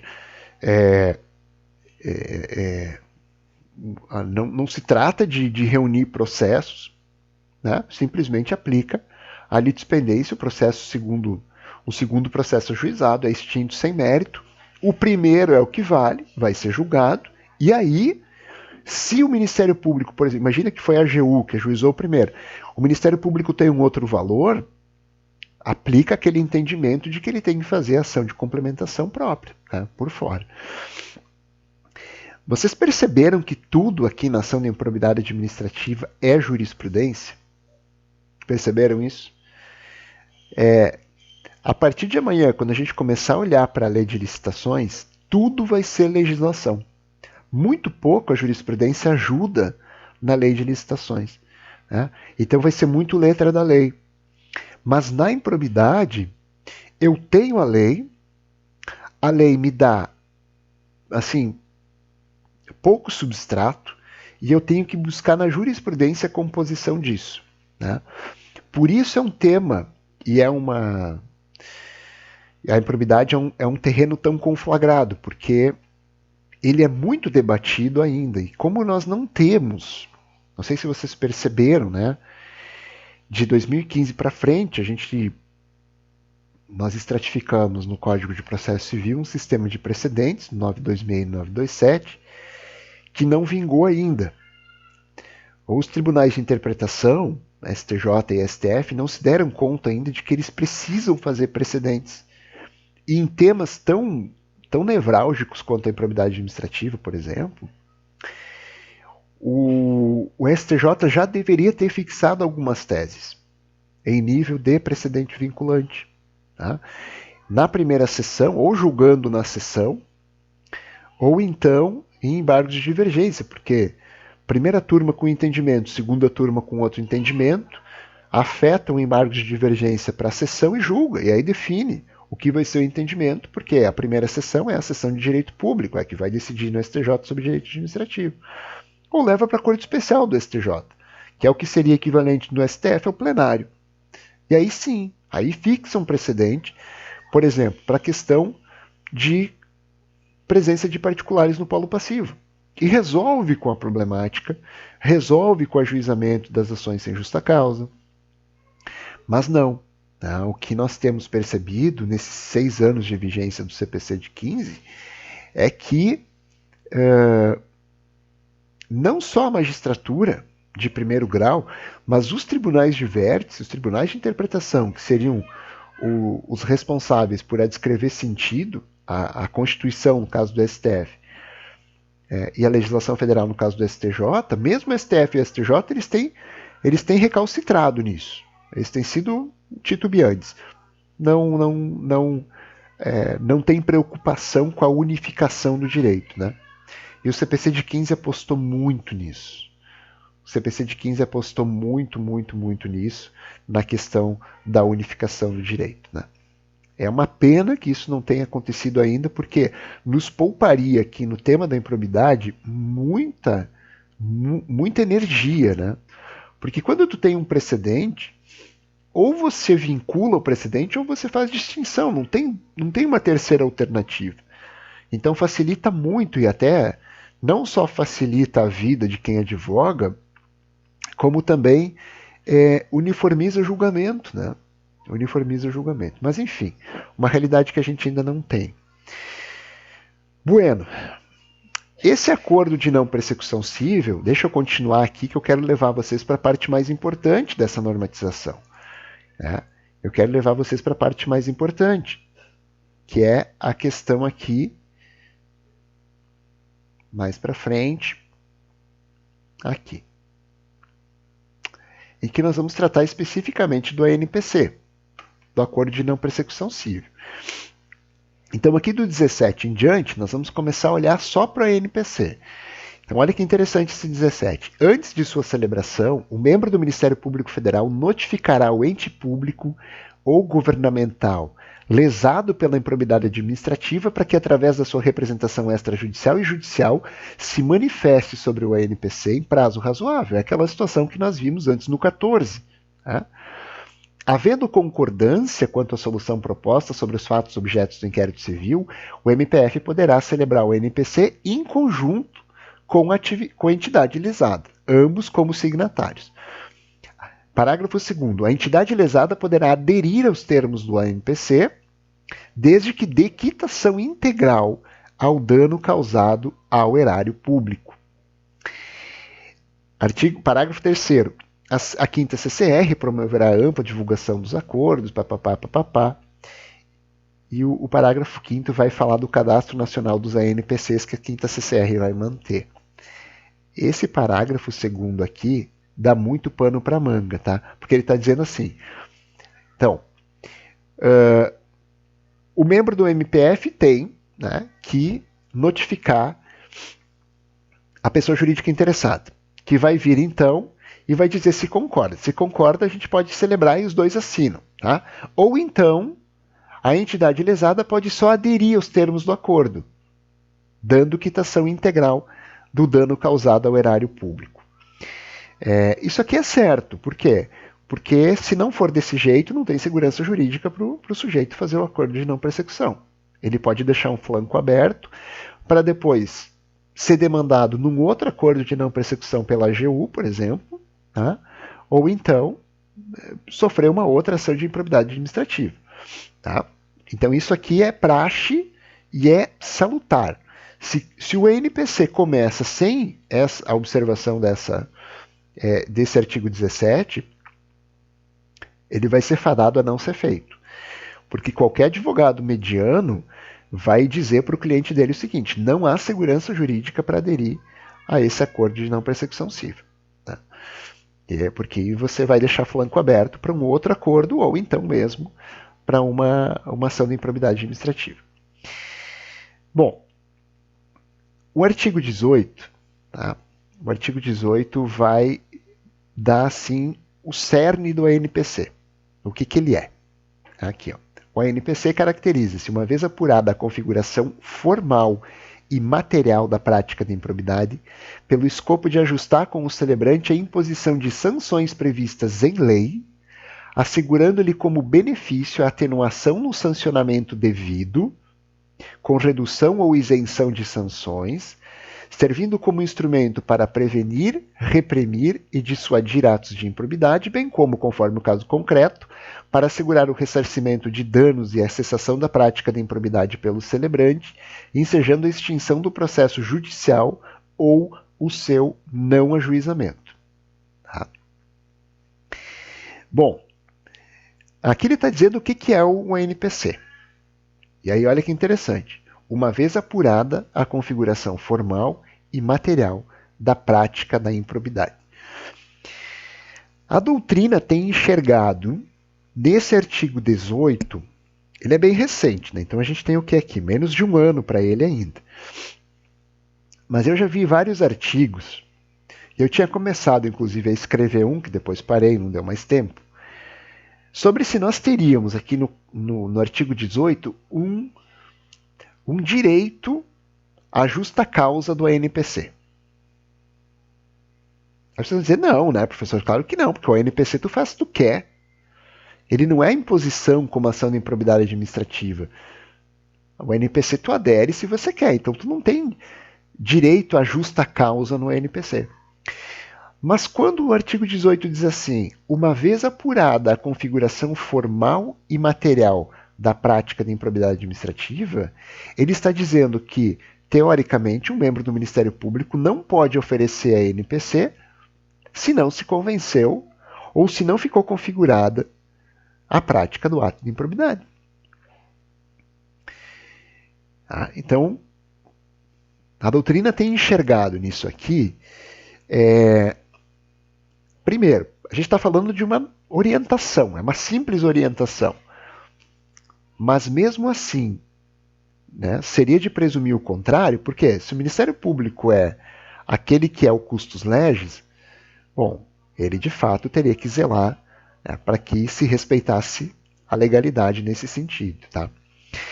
O que eu acho interessante, olha o parágrafo único aqui, o parágrafo único tem uma hipótese de vedação, né? De celebração do ANPC para pessoa física que no período de 3 anos antes do ajuizamento da ação foi inadimplente com um ANPC anterior. Tá? Só que vejam que aqui o parágrafo único ele não está dizendo assim, tu só pode celebrar um ANPC a cada 3 anos. Ele está dizendo, está impedido de celebrar o ANPC a pessoa física ou jurídica que no período de 3 anos anteriores ao ajuizamento da ação ou de quando se estiver fazendo o inquérito civil foi considerado inadimplente em ANPC anterior. Então, a inadimplência em ANPC anterior obsta um ANPC contemporâneo. Mas o fato de ele ter celebrado outros nesse tempo não quer dizer, ele pode celebrar quantos forem necessários. Olha o 19, o ANPC abrange qualquer categoria de ato de improbidade. Beleza, nenhum problema. É muito bom, inclusive. O 20, o escopo sancionatório do ANPC se revela na forma consensual de fixação, atenuação e redução das sanções legais aplicáveis ao celebrante, em razão de atos ímprobos, cuja responsabilidade lhe é imputada pelo MPF e reconhecida pelo celebrante, relativamente aos ilícitos abarcados pelo acordo.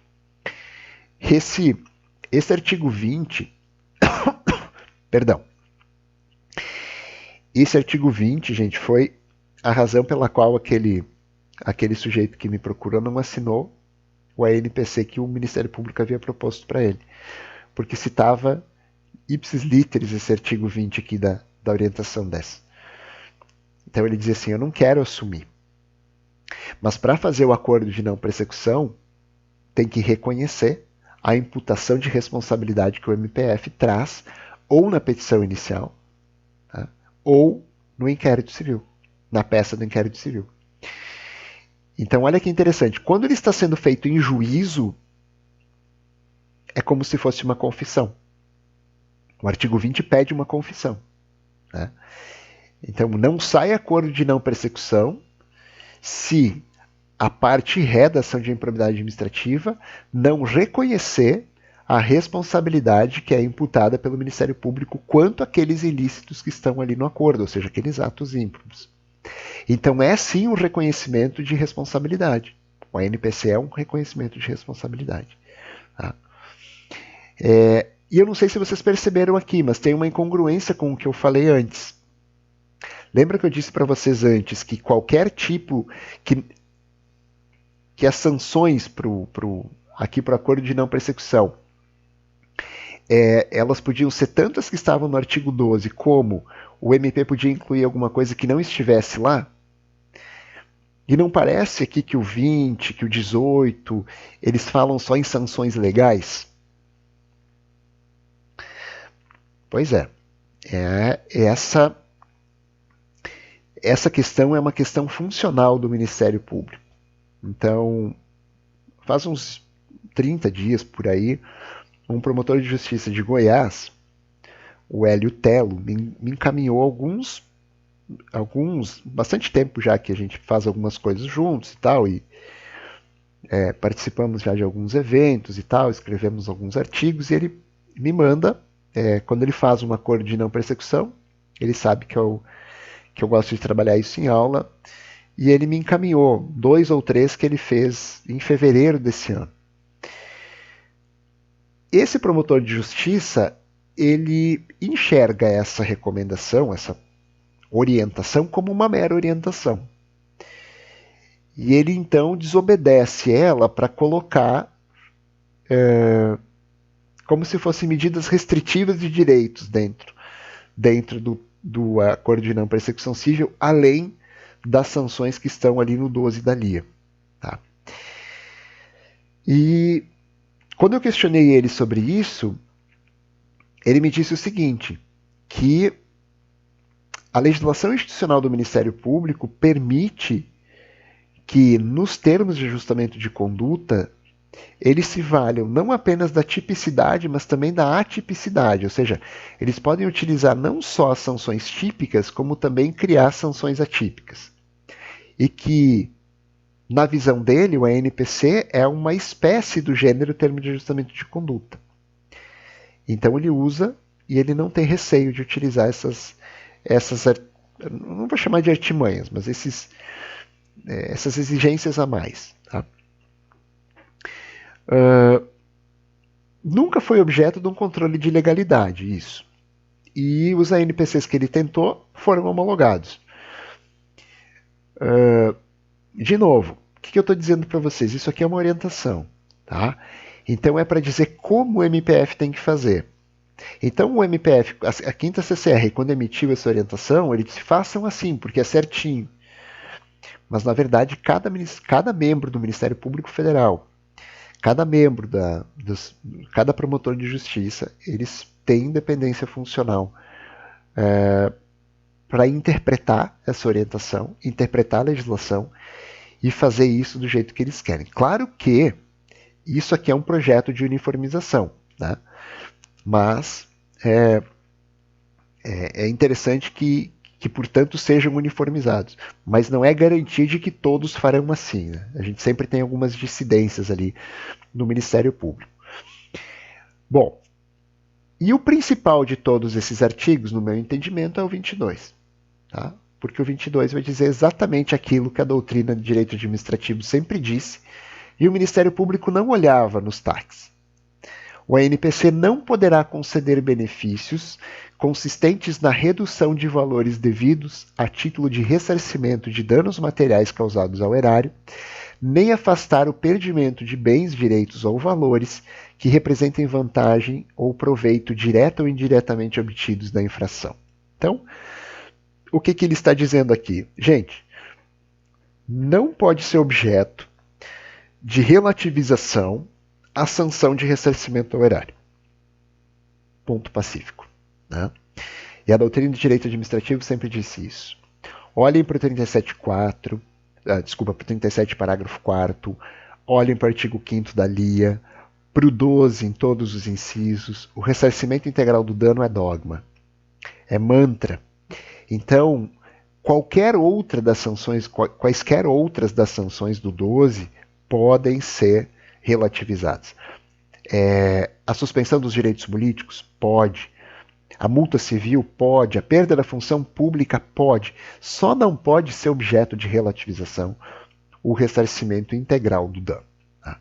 Porque se nós fizéssemos isso, nós estaríamos admitindo que a lei anticrime ela muda a lei de improbidade administrativa, mas ela não muda a Constituição. E o que nós temos? Ali é o quê? Ali é a concretização do 37 parágrafo 4º da Constituição. Quando o 37 parágrafo 4º diz nos termos da lei, que lei é essa? É a LIA. Então a LIA está atendendo a um comando constitucional que lá na origem diz o ressarcimento integral do dano é premissa. Então esse ponto seguramente é o ponto mais importante, tá? dessa orientação. Porque não apenas categorizou aquilo que a doutrina sempre disse. Na verdade, esse artigo 22 aqui, ele consagra uma mudança de entendimento institucional do Ministério Público, né? E fez isso no MPU, né? O MPF, que é o Ministério Público da União. Por quê? Porque então, principalmente desde 2017, nos TACs que eram firmados pelo Ministério Público, essa ideia de não relativizar o dano ela não era observada. E o Ministério Público fez muitos TACs relativizando o ressarcimento de dano. Muitos mesmo.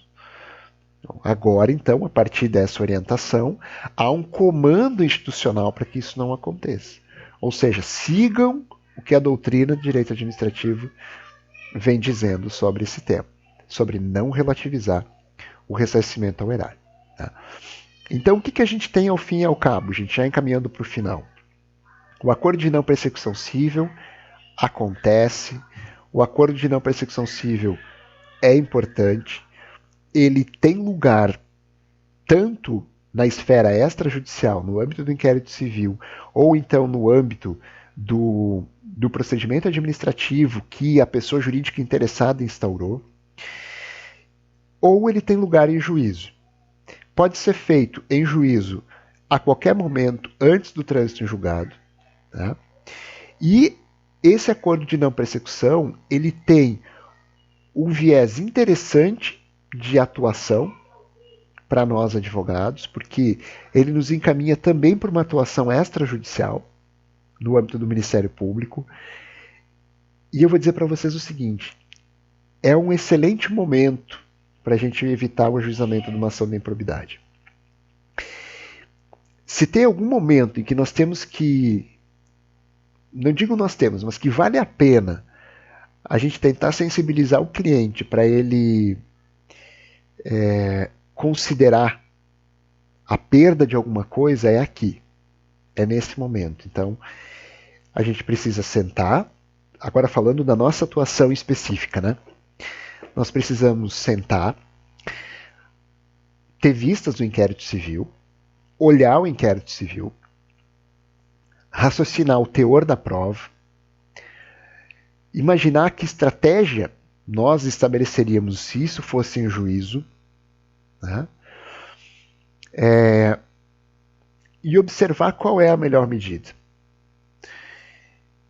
Sempre vai haver uma tendência a aceitar o acordo de não persecução só pelo incômodo que a ação de improbidade traz para o réu. Tá? Só que aí tem uma circunstância que nós precisamos levar em conta.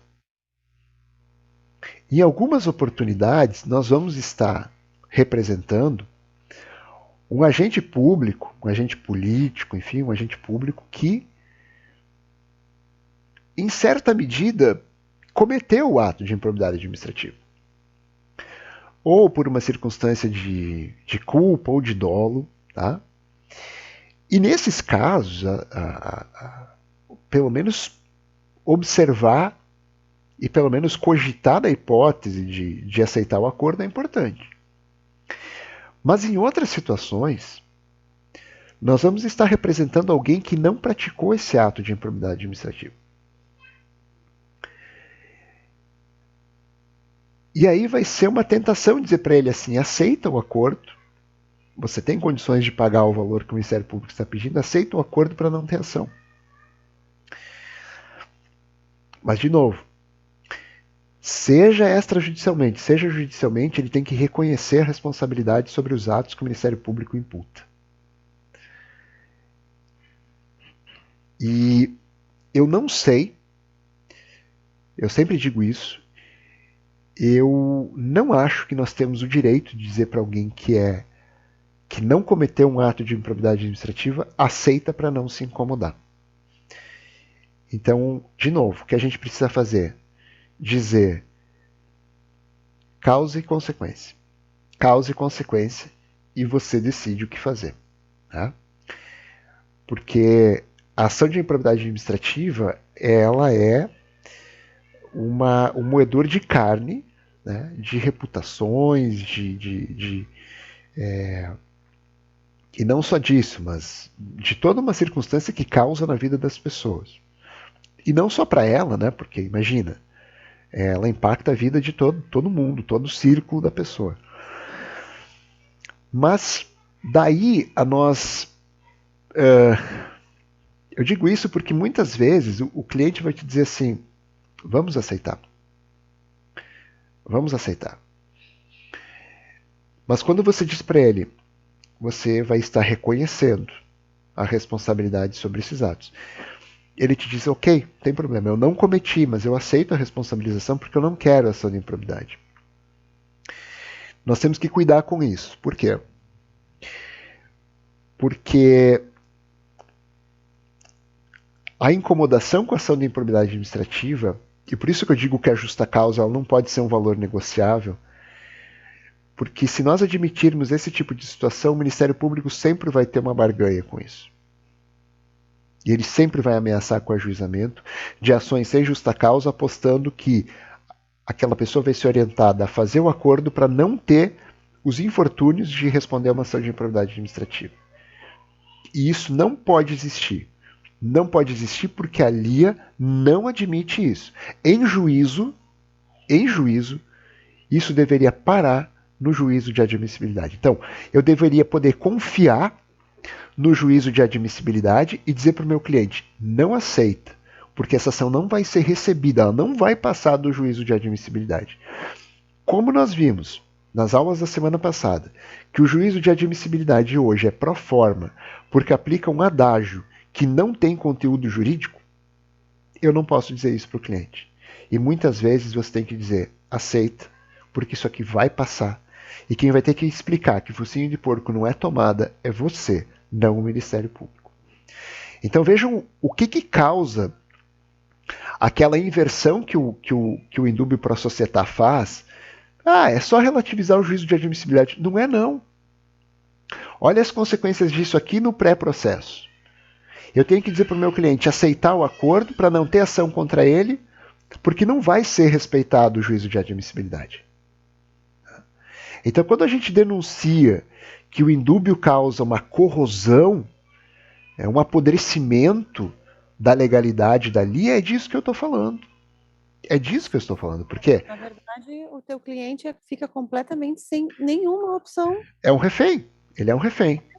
Ou ele aceita o... Então, ou você tem condições de negociar um bom acordo para ele ali, ou então é isso ou é a ação de improbidade. Sabendo que a ação de improbidade administrativa vai passar do juízo de admissibilidade porque ele não é feito com rigor. E veja só, que o sentido dali é exatamente o contrário, né? Porque o sentido dali não pode ter ação de improbidade sem justa causa, ou tem que parar aqui, no juízo de admissibilidade. Como isso foi furado, né? E aí, né, o marco zero é a partir de quando ele acontece, como ele foi furado, então agora o que o Ministério Público tem? Uma certeza de que ele tem um poder enorme para barganhar o não ajuizamento dessa ação de improbidade. Então isso causa muito medo. Por isso eu disse para vocês que no momento que vocês vão assessorar o cliente nesse tipo de situação, você tem que ser profundo conhecedor da jurisprudência, de como o tema está no STJ, para dizer para ele, olha, há uma possibilidade, né, disso ser revertido em X tempo no STJ. Até lá tu vai ter que aguentar. Né? Então, se o teu cliente tem estômago, tem estrutura para isso, vamos. Se não, é melhor mesmo fazer o acordo aqui. Né? Infelizmente, é o cenário que a gente tem para um processo de corrosão da legalidade da LIA. Né? E aí eu me obrigo a concordar com o artigo do José Sérgio, que vocês fizeram uma tarefinha lá. Menos princípios, mais regras é o que a gente precisa. Menos interpretação, mais legalidade, porque, de outra forma, o réu da ação de improbidade administrativa, ele até pode ser um corrupto, ele até pode ser ímprobo, mas ele está refém, né, de uma interpretação obliterada, de uma interpretação obtusa que o Poder Judiciário admitiu num primeiro momento, criou o Leviatã e agora ele não consegue mais dar conta. Né? O Ministério Público sugeriu, o Judiciário dominou no peito, disse ok, vamos fazer, né, em nome do combate à corrupção, só que agora o Leviatã ficou maior que todo mundo, né, e vem comendo todo mundo. E é isso que acontece quando a gente cria esse tipo de Frankenstein jurídico, né, com base em presunções. Gente, minha garganta não vai mais. Dúvidas, perguntas? Amanhã nós começamos o tema mais gostoso do Direito Administrativo 2, licitações. Vamos começar vendo a 8666, vamos depois para 14.133 e temos também a medida provisória 1047 para olhar. Hoje nós temos pelo menos 3 diplomas legais vigendo ao mesmo tempo sobre o tema licitações. A 8666, a 14.133 e a medida provisória 1047. Então vai ser uma grande aventura nós olharmos o tema a partir de amanhã, tá bom? Espero vocês. Um beijo, um abraço, fiquem bem, se cuidem. Obrigada, melhoras, professor. Valeu, boa noite. Boa noite.